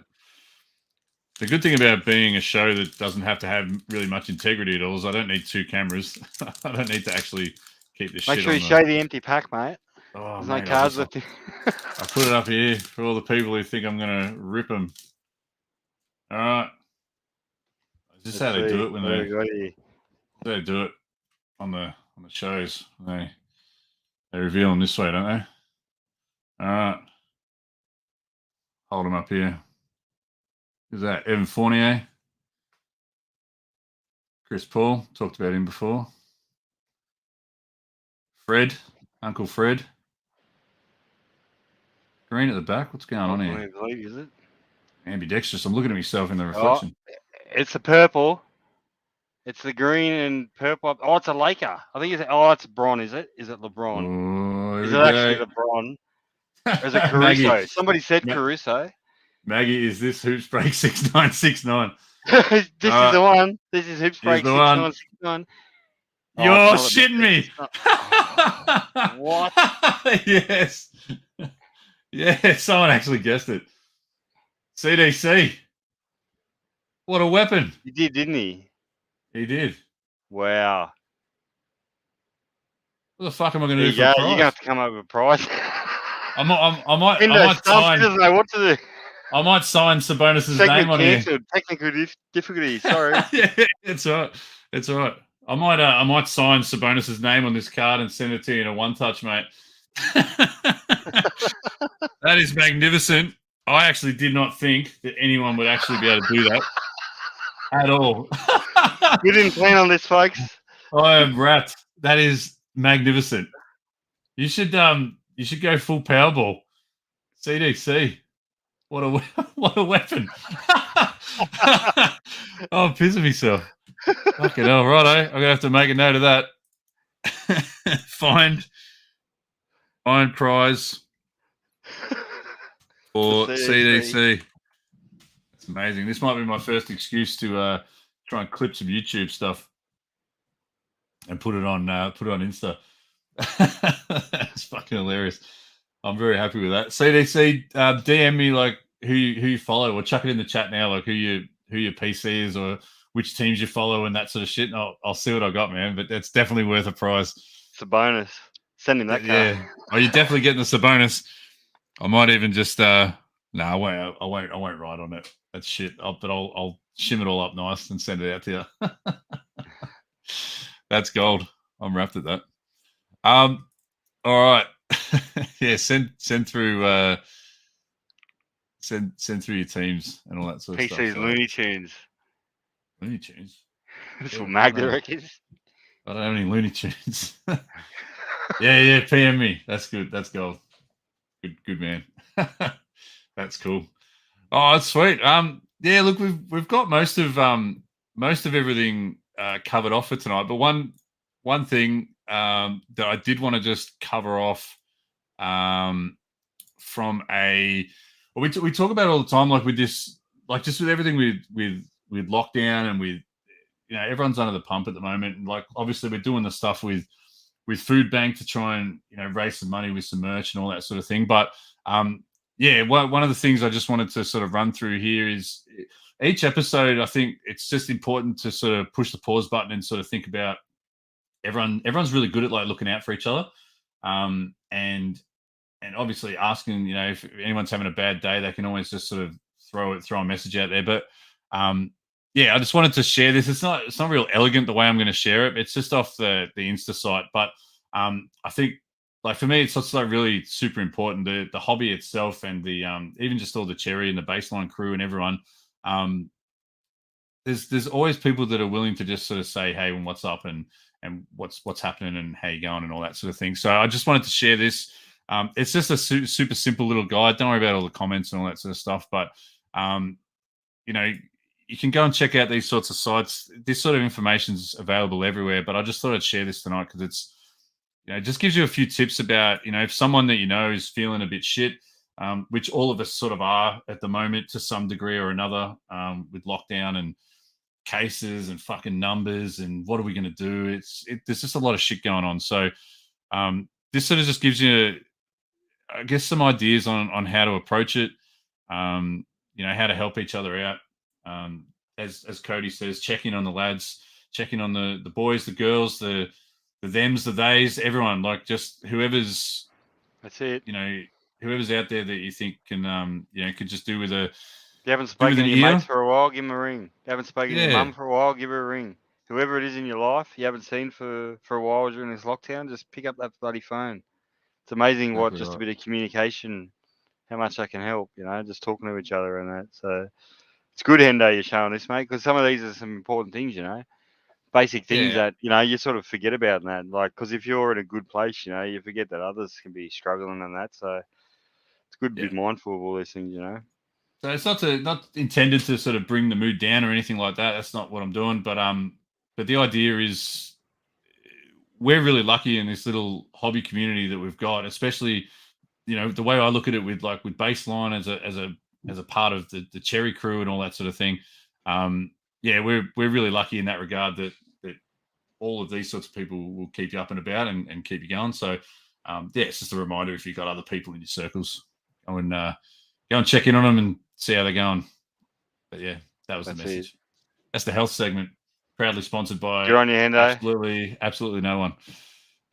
Cool. So how long until the race? 50 odd minutes until 11 o'clock. 11 Spa o'clock race. Starts, so we'll see if anyone's keen on taking an educated guess at who's going to get knocked out of that race first. My suggestion might be there's some value there for old Maxi. It's getting clipped. I think a few people seem to be keen on it. Well, you talk yourself into it. Diving off, You talk yourself especially into at that price. Yeah, that's right. It might be a cheeky price going around for that. But I agree, Peter B. It is great. The Cherry Disco in general, it's really good community, and there'll be a whole bunch of people on that Discord tonight talking about the race and talking about cards and the hobby and collecting and all that sort of stuff. So it's good fun. But we've tipped over the 2-hour mark again, mate. So we might wrap it. That's not bad for having zero agenda. It's like, hey man, what are we going to talk about? It's like, fuck if I know, man. We'll just talk shit and go. We'll just wing it. No, it's all good. Later. So we'll wrap it up, boys and girls. Enjoy your Sunday night. Thanks, if you're watching the race, enjoy. Thanks for tuning CDC. If you can tell me what the Powerball numbers are going to be next Thursday, that would be great. Make sure you put that in the PM as well in my disco.